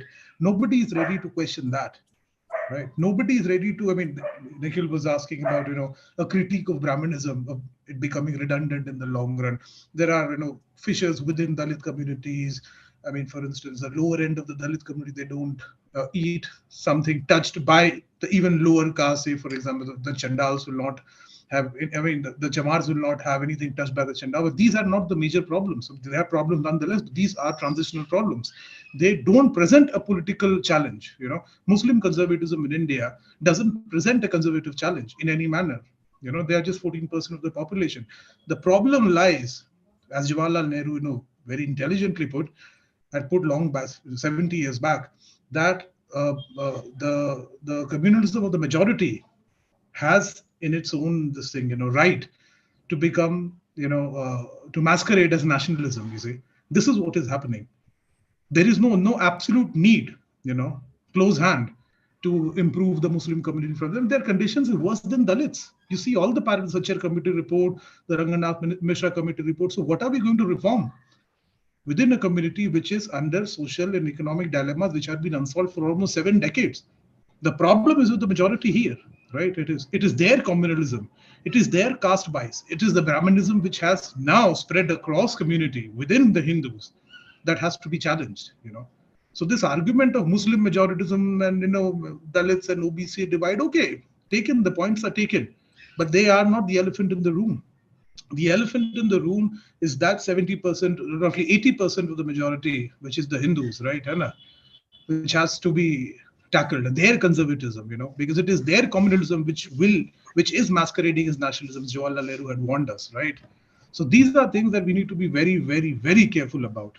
And any argument about Muslims being, who is not conservative in India, who is not? I mean, Ajay was pointing about micro examples about meeting a driver. I mean, this is in his book. I know a friend of mine who happens to be a Brahmin. He was rejected by a lower caste girl's family because he being a Brahmin, they were not supposed to. I mean, the girl was not allowed to marry him. Now, is this a political question to be solved? Of course not. India is a transitional society, I mean, modernity hasn't gotten into the veins of India, the social veins of India it should have, and the way it has captured Europe, right? I mean, these are historical questions. But I mean, if in any manner, if you are giving a rebate to the Hindu majority of their cultural problem and domination and their communalism, which is now masquerading as nationalism, right? Then you are giving a short shrift to the powers of Hindutva. This is what they want. They want you to get lost. Okay, these problems are not solved. They are conservative. They are wrong. Hence, we will offer you the solution. I mean, then we are getting into their trap. The real challenge is to tackle the communalism of the Hindu majority. Nothing apart from that, politically at least. Socially, these remain problem. I mean, conservatism within the Muslims, the status of women within the Muslims, right? But it is not a political problem, so to speak. This is the point that I want to make and press upon. So yeah, that's about it. Thank you so much. I think there was some glitch and I got locked out. And I think there's a question from Vidita Jha. Sorry, I got I think her name wrong. It would be helpful if the panel could also reflect on the idea of new media in terms of digitization and technology that is also coming to the center of dualism between dissent/democracy or resistance uh, agency and the idea of regulating these spaces, also in cases of artistic expressions. And then I know we are running out of time, but if somebody can quickly I think you're the address right this. person. You're the No, I'm right the right person. Should I go and address this? person. You should briefly address what is Okay. happening with the. Okay, I will. Basically, we are in the era of clickbait journalism, what it's called, and we have been facing the brunt of this ever since I joined Outlook for 1.5 years. What happens is that people love to read these kinds of things that are totally voyeuristic. You have like a mob lynching situation going on, and people just want to watch those videos. Now, what happens is because those videos are going viral, you are under pressure to, and that's what I meant by news manufacturing and digitization of media has a lot to do with that because we're all under pressure. The other thing is that you have to fight fake news, and how do you do that? We don't have resources. Advertising has become very this thing. You have this entire television media staring at you in the face. So the only two options that we have is to kind of resist this clickbait, and with that, it's also dangerous for us. How long do we sustain them? So yeah, so new media is problematic, and there's a lot of this thing that is parading in terms of, I mean, there's no fact checking. I mean, nobody has resources. Then you are under constant pressure to get 50 million or 20 million or 40 million hits, and because that will then translate into advertising. So see, there's all this thing that happens. So it's kind of, I mean, I don't know if I've addressed your question, but the regulation of these spaces, I'm not sure how would you do that, because any censorship then will become a precedent. So you invoke censorship in one, then you'll have to do in another other cases as well. Artistic expressions, of course. I mean, if you look at Vivek's the Kashmir files and now this Kerala story, I mean, this banning and all that, I'm not sure if I think that's the right way. I think the challenge has to come from amongst us, and obviously these things will provide triggers, and I think we need to figure out a way, as Ajay said, to kind of counter these and challenge these things and ask more questions. I think we're not asking enough questions, and we are only trying to create this whole thing of being who we are in terms of blue ticks and all of these things, and that's become another problem, by the way, when journalists have become public celebrities and they kind of want to do these debates on Twitter and things like that just to get attention, and that's where we are like losing out on interesting debates and discussions and discourses that we are supposed to be doing in this space, and we're not really doing any journalism. So that's the danger of new media in terms of money and advertising pressure and all kinds of other pressures. And of course, there's a lot of other pressure on us. So we have figured out a way at Outlook. I mean, not the entire way, but some way. We have been able to address issues like federalism and secularism, and we have done covers on, this Hubli and Ayodhya and all of these things, and even on Ram, by the way, questioning Ram, because the BJP wanted this one thing of Ram, which was basically that television serial in the 90s, I think. We have been able to do it in a very creative way, and we have become very inclusive of everybody, like, as I said, poets, writers, academics, everyone. And I think we constantly look for ways to kind of beat this. So I don't know if that answers your question, but that's what it So is for us. I have a quick question to Ching. So what has been your experience when you project these alternatives? Do people positively read and respond? Is there space for that kind of, as you said, a lot of young readers are reading your stuff, following Outlook. So when you follow something like Ram, what is the assessment you have that do they? Yeah, actually, that's an interesting question. See, our circulation has gone up despite taking these radical steps, which means there is I mean, we decided to go for it rather than just wait for things to happen or to go by what the status quo was in terms of doing agency kind of news, like, to get content going, you have like a woman bites a snake or a woman bites a dog, that kind of stuff. Anyway, so we took this radical decision that I know it's funny, but that's, I mean, we have to deal with so much. So we basically asked um, the CEO that can we do this for 3 months, and if it doesn't work, uh, I'll quit. What else?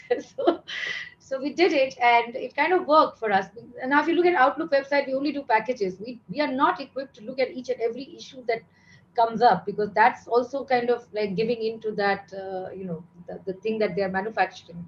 So we will take the news and at least do 4 stories around the news, because Outlook, nobody's coming to read breaking news any which ways. And we have defined our space, right? So we took a conscious decision to not do what everybody else is doing. I think there's a lot of space under the sun to do the kind of things that you want to do. So for instance, I'll tell you that we have decided that we'll go into maybe kind of changing the discourse a little bit, like reshaping, reconfiguring, those kinds of things. So for example, one of the issues that we did was on witch hunting.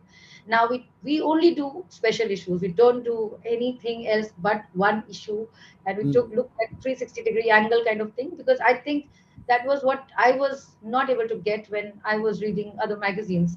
For instance, I would look at one cover story, but I'm not able to understand who's thinking about this from this angle or that angle. And as a woman, I think that also made a change, because there have been no women editors, I mean, in this political spectrum. That too, younger in terms of the I'm not young, but whatever. So also to look at news from a woman's point of view is very, very interesting, because health and education, as you talked about, matters to us. In male-dominated newsrooms, it's always defense and these press conferences. Modi said this, this whole masculine energy that comes in. And I used to tell Tanvir that, women are a caste on their own. So we take issues like witch hunting, for instance, and because for us it's important to do a consolidated issue, looking at the witch hunting thing and where it's coming from. For example, we didn't get into trouble for doing this whole thing of Sarna, Jal Jangal Jameen. We took the Sarna flag on the cover of Outlook, and that was important for us, because practically I had no idea what this was. When Draupadi Murmu came, there was a video that went viral. I think, if you don't I don't know if you remember, but of the there was this whole protests. and something happening. There were like all these priests surrounding her, and this friend of mine said, "But she's Sarna," and I'm like, "But yeah, but Sarna, I knew a little bit, but not so much."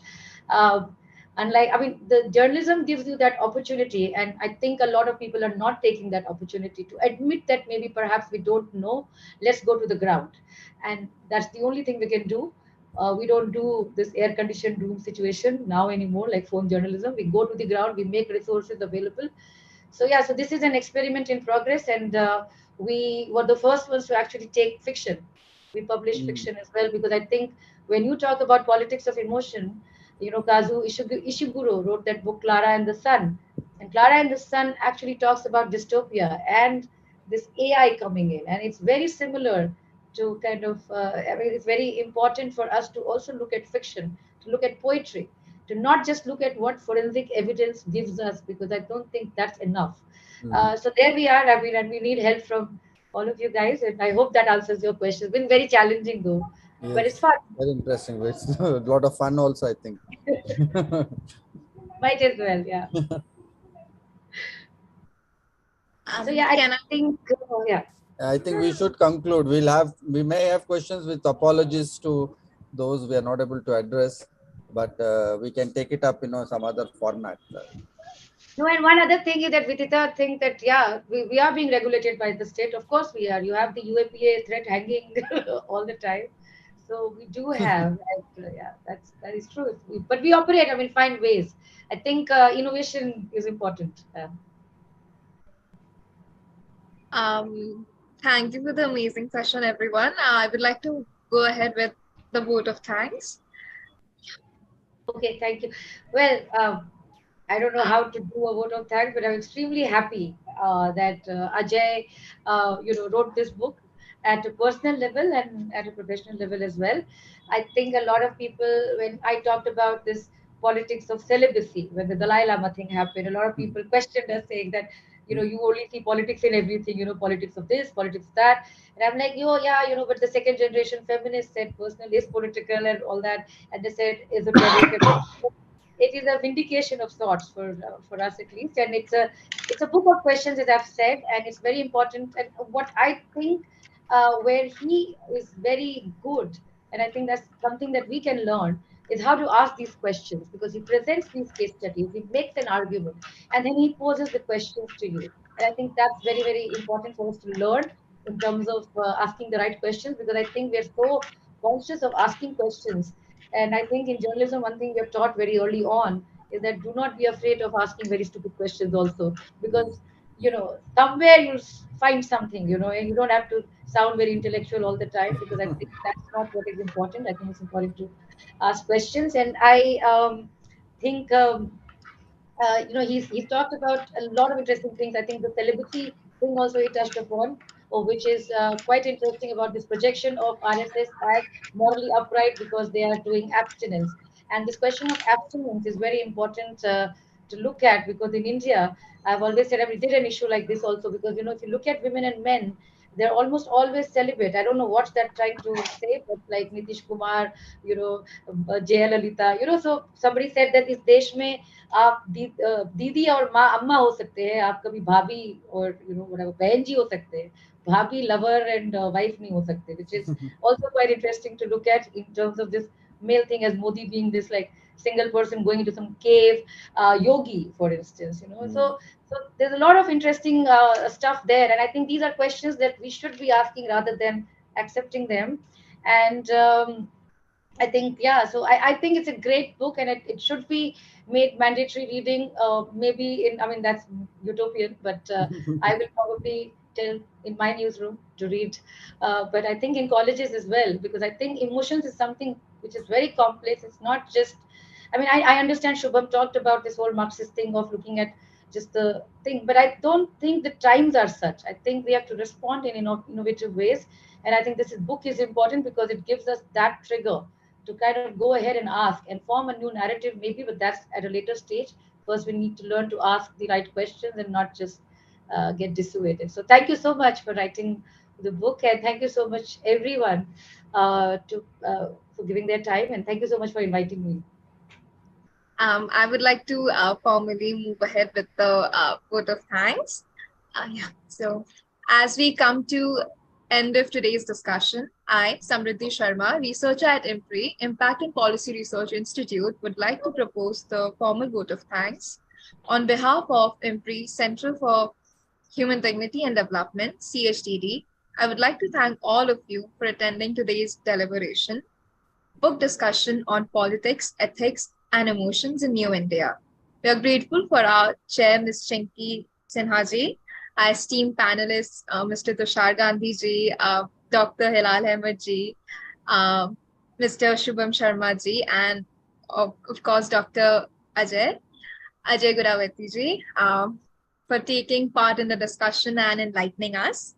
We thank all our participants who have raised pertinent questions and actively participated in today's deliberation.